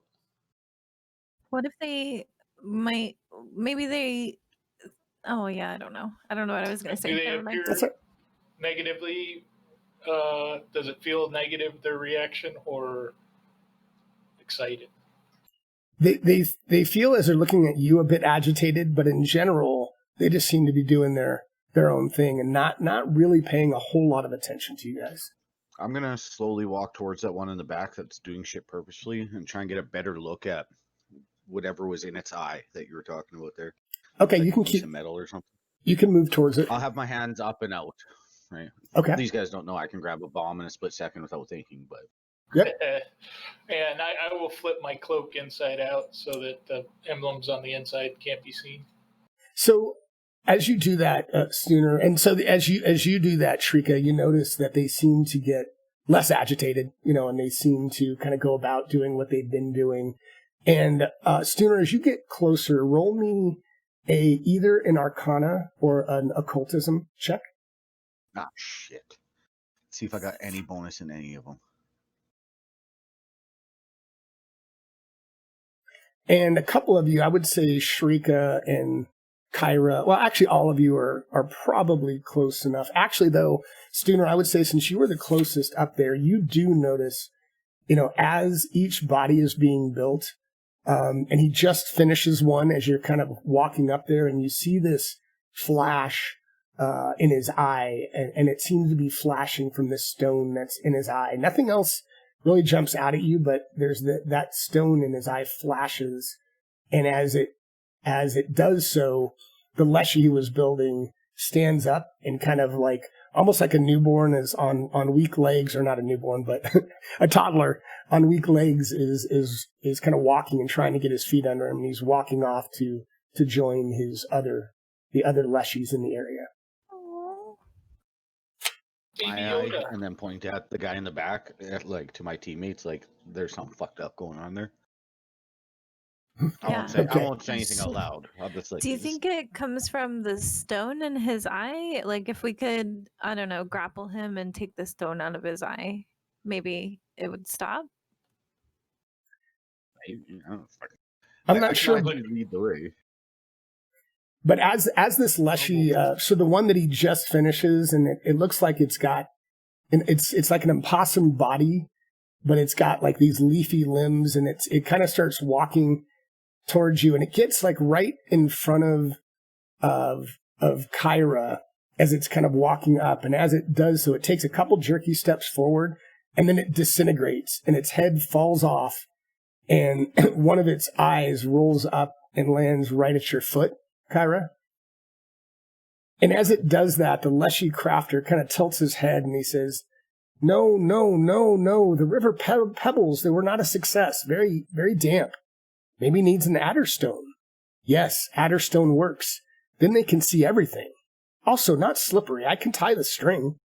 At first, the Leshy seems oblivious to everything, and then he finally turns his head to you, and the jagged chunk of stone in his eye making odd shadows that plays across its face, and he says, Oh, hello, do you have an adderstone? And the Leshy stops and looks around and says, Or a string, use mine, need more. So unfortunately we don't have an adderstone, but if you knew that's what he looks like. Where we could get one for you. Yeah, Why are we gonna repair help kit him? probably has string in it. What you think he might have some string? Well, I have a repair kit. I'm assuming that would have some string in it. Yeah. Sure, absolutely. So, do you want to hand that to him, or what do you want to do with it? Yeah, I'll hand it to him. I'll be like, here you go. Should be string in there for you now. Awesome. And as you do that, he said, "Oh, thank you so much. This is going to be so helpful. I appreciate it." I'll be like, guys, do you want to question him? I didn't know these things could talk. I'm not going to lie. It kind of freaks me out. And he is talking in common. I'm sorry, I should have mentioned that, but he does speak common.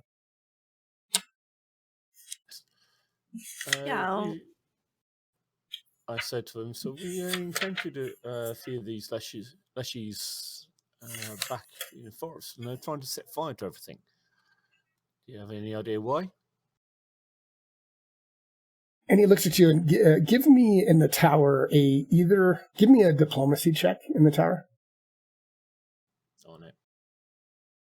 I don't really need this, but I want to make them a little bit, maybe think there's combat. Sorry, which there won't be. The That's right. Okay. And he looks at you and he says, well, I'm restoring the natural order. The forest here is very unnatural, very strange, very sad. The plants are a very strange color. They're green. The rivers never flow with blood. Strange monsters everywhere. Just the other day I saw a thing like a rat with a long, fluffy tail, burying an acorn in the ground. Very horrifying. And my brother Leshy says he saw a thing, 4 feet and a little white tail, branches on its head, monsters everywhere. Very disturbing.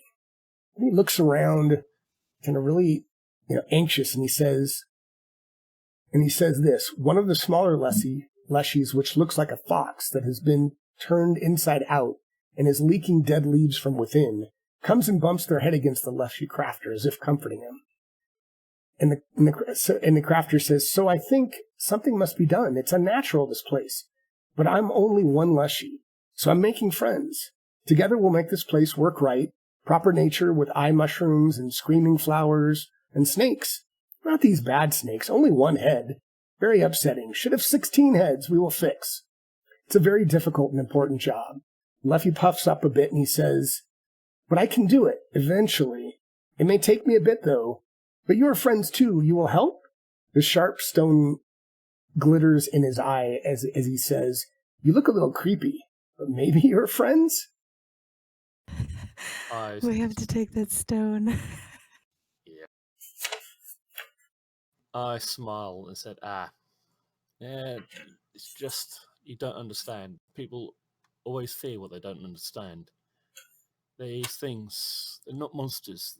They're a thing with a tail bearing the acorn in the ground. That's just a squirrel. It's a normal living creature. And completely innocent. You just need to understand it. And preferably not destroy it.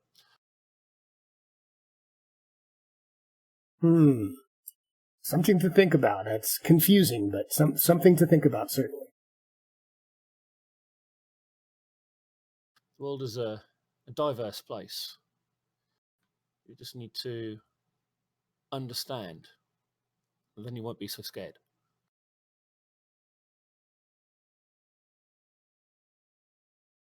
Okay, maybe, and he looks like he wants to go back to working, but he's looking at you like anything else. I appreciate the string. The string is very, very helpful.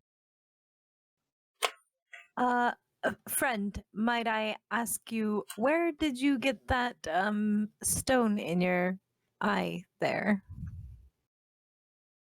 And he looks at you almost like he's embarrassed and a little offended. He's like, well, it's my eye, thank you very much. I like my eye. It's the very best eye any leshy has. Okay, so you won't tell me where you got it from. Can you tell us, friend, what the stone behind you that's emanating is for? He says, it's a great and powerful standing stone, left behind by the ancient druids and spirits. It's very fancy. And he kind of turns and walks over to it as you're asking him about it. So he kind of walks right in front of it, and he smacks the monolith proudly with a tiny hand, and it actually, its yellow glow flickers for a moment. And briefly, he looks a little bit like concerned. And then he kind of turns to you and he says, well, very fancy and very slightly broken, but I'm fixing it. But it's very hard not having the tools. What will happen if you fix it? What does the stone do? Well, I think make the leshies much better than they are now. You saw the last one; it crumbled and disintegrated, and we need to make them better and stronger. 16 heads, not one head. Oh boy! Oh my god! I flashed the party a little look, and hoping that my little speech earlier slightly befriended the guy. Walk closer. So, do you mind if I have a look at the standing stone? He kind of looks at you a little warily, but he says, "No, that'd be fine. Go ahead."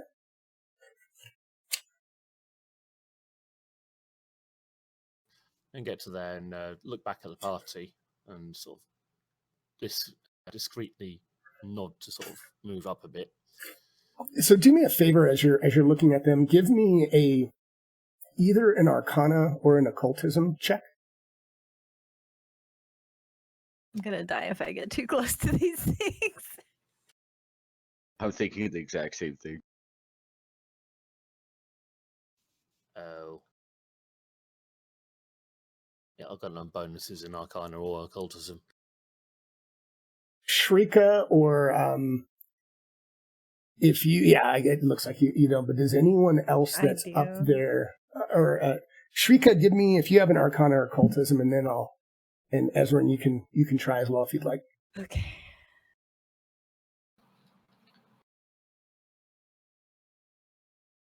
Oh, come on.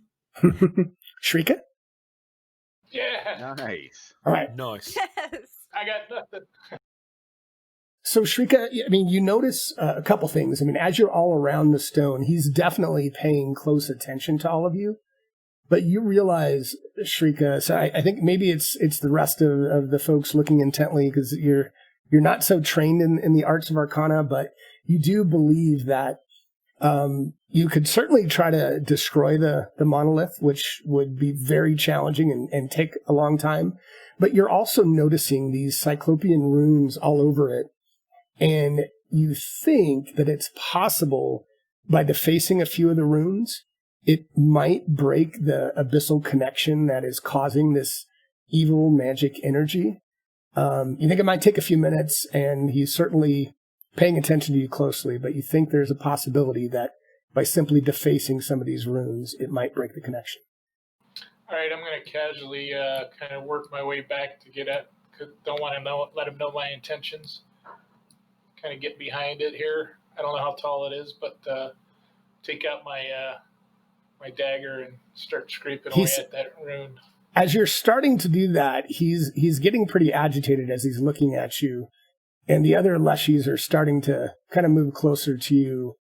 What's everyone else doing as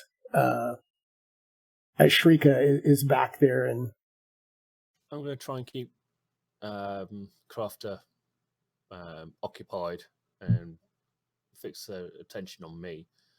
Just sit there talking. So,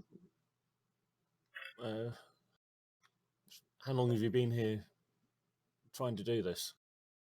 so give me either a deception or a diplomacy check. And do it in the tower, please. But either one, whichever one you're comfortable with.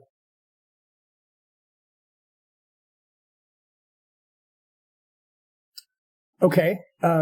So he has his attention on you, and he turns. The other Leshies they seem to be really more focused on where his attention is.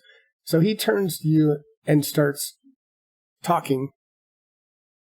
And as he does that, let's see, Shrika, this is going to require a couple of checks to do. So give me an Arcana or an Occultism check in the tower.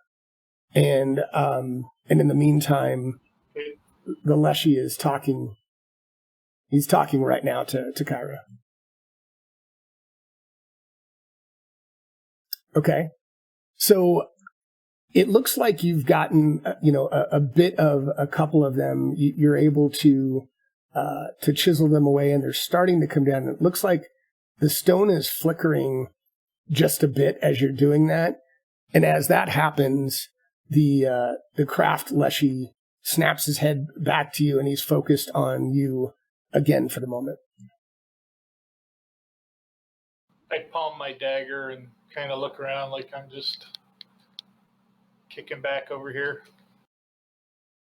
Looking for adler stones.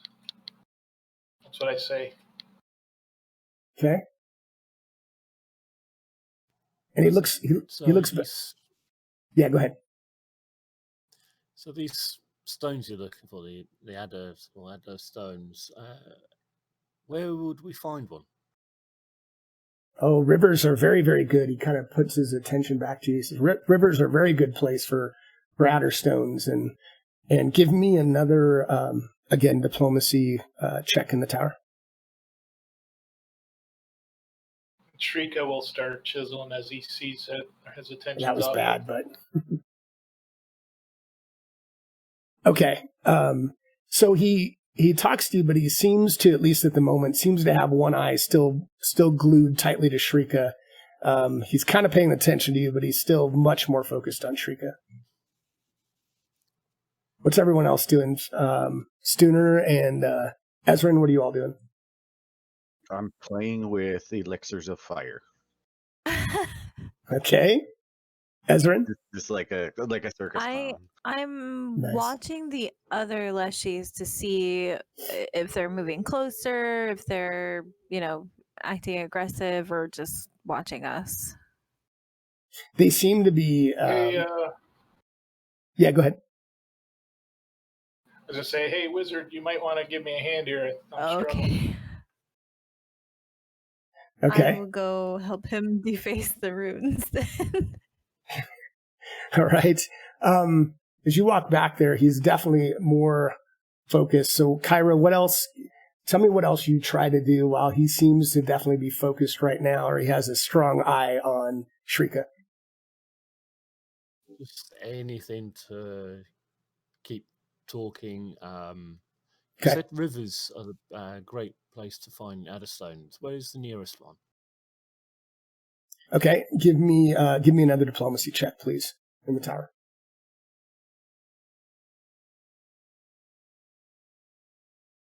Okay.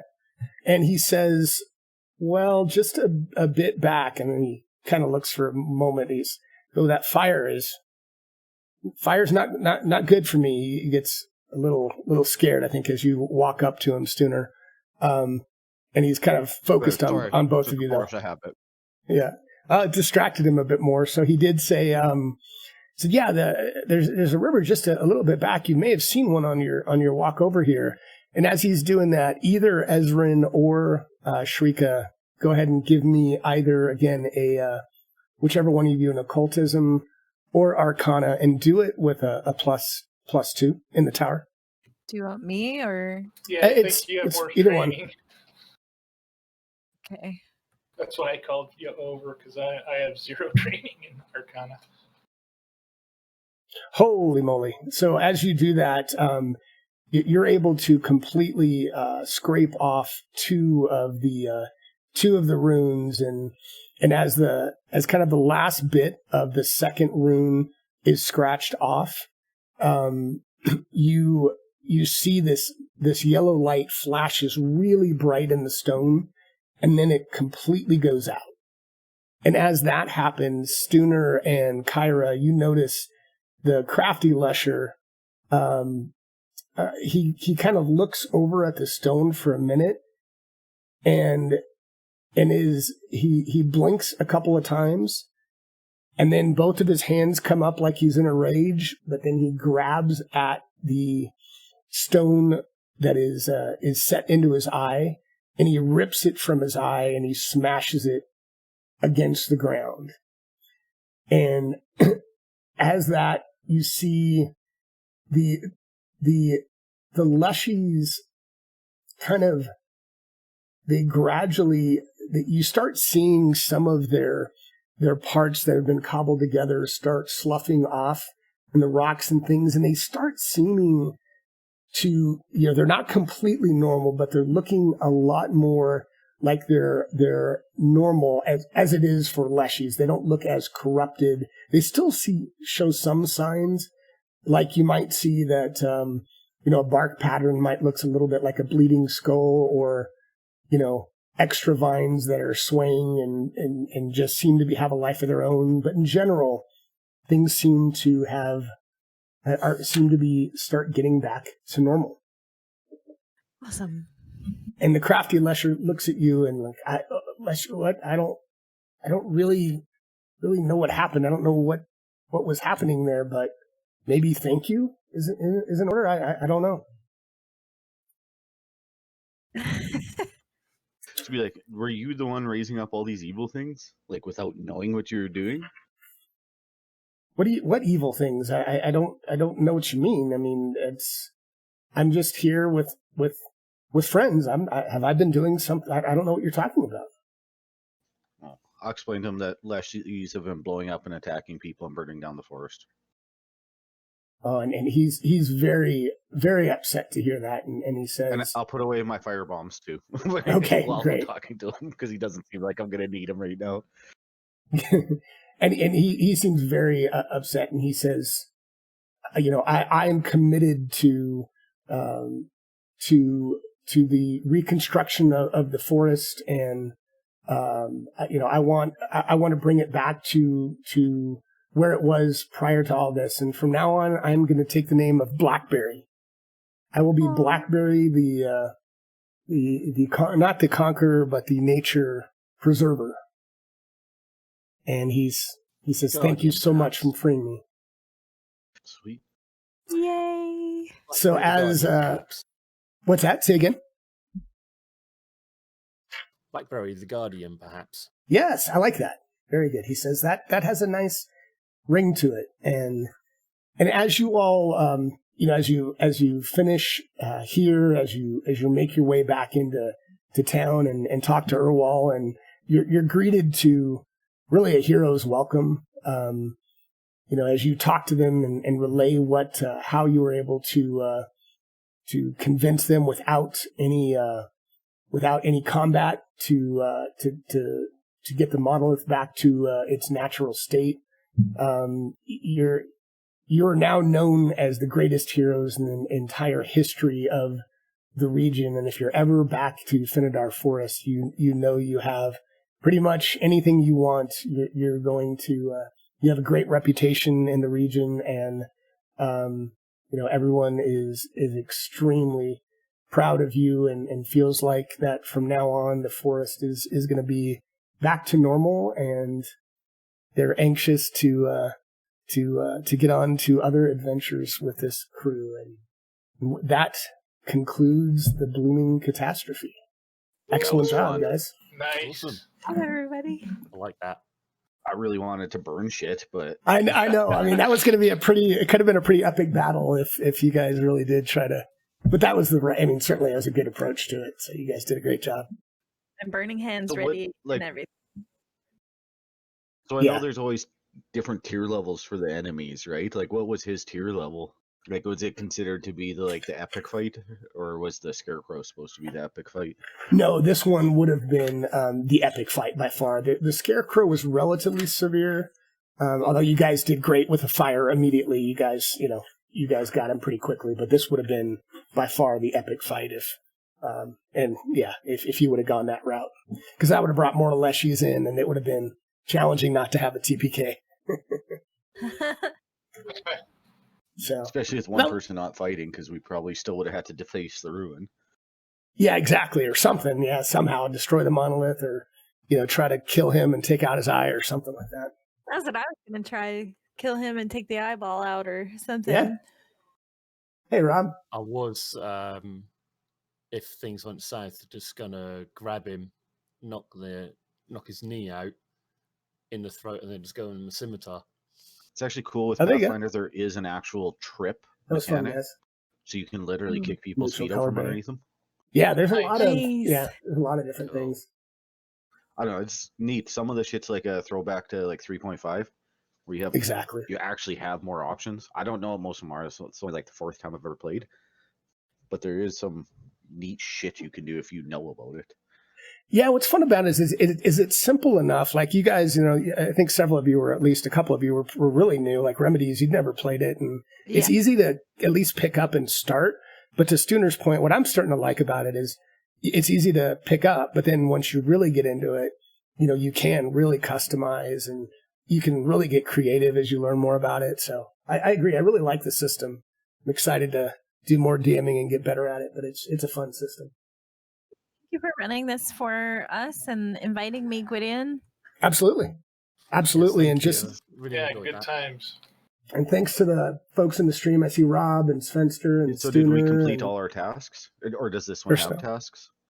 I think if I were really running it like a society adventure, you did pretty well. You didn't do as much in the camp. Oh. Maybe. No, I think, can you guys hear me again? Yeah. Yeah, I think it's the whole. I got to figure out. I might ask Rob, but I think I have to keep Discord focused when I'm doing push to talk, because when I'm on another screen, I lose you guys and you can't hear me. So I think it's something to do with that push to talk stuff. With anyway, but no, what I was saying is you guys did. You got most of the tasks when you were in the camp. You didn't do quite as much. You guys, I mean, you walked around a little bit, but you didn't do quite as well as you could have.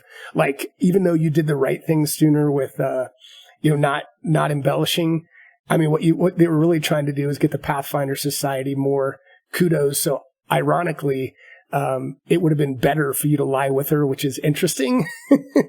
But that would have given you more kudos and credit, which is kind of funny. But yeah, in general, you guys passed most of them. So yeah, so for the people on the stream, I'm going to try to do these one shots maybe every Saturday with whoever. We don't need to keep that, whoever can play. I know everybody on this call or this adventure can't play every Saturday, but I'm going to try to do more of these one shots and, just throw it out there to folks who want to do these kind of one shots for maybe 2.5, 3 hours on a Saturday morning. So yeah, I appreciate everybody, and let me know in Discord later if you have any other feedback on the module, the sounds, anything. But appreciate you guys getting up early and playing this morning. Well, thank you for having me, sir. Yeah, all right, guys. Yep. Have a good weekend. Take care. Have a good one. You too. Thanks, everybody. again. Good one. Thanks, stream. We'll see you later. Thank you. Good meeting Sounds y'all. good. So yeah, thanks, Nice to meet everybody. you too. It's fun. I mean, I'm learning, as you can tell. I'm still really new to Pathfinder too. Alrighty, take care. So I'm still not great Thank at you the again, Gwydion. DM side Have a yet. good one. Absolutely, you too. Absolutely, you too. So yeah, thanks guys for jumping by, and it's only going to be, like I said, I'm going to try to do more of this, but 2 to 3. Gwydion, I need to run an admin mode. Okay, thank you, because I did notice I was losing him when I did that, so I'll have to remember that. All right, let me know, guys, if the sounds, like, I don't know if any of you want to PM me later that are in the Twitch chat. Let me know if the sounds were good. I am trying audio movers, so I'm doing something different, but it's a lot easier for the players. Just one click and it's done. So anyway, I'm going to sign off. I got a couple other work things to do, but appreciate everybody stopping by and hope to do this again next Saturday. Have a good one, guys. Take care.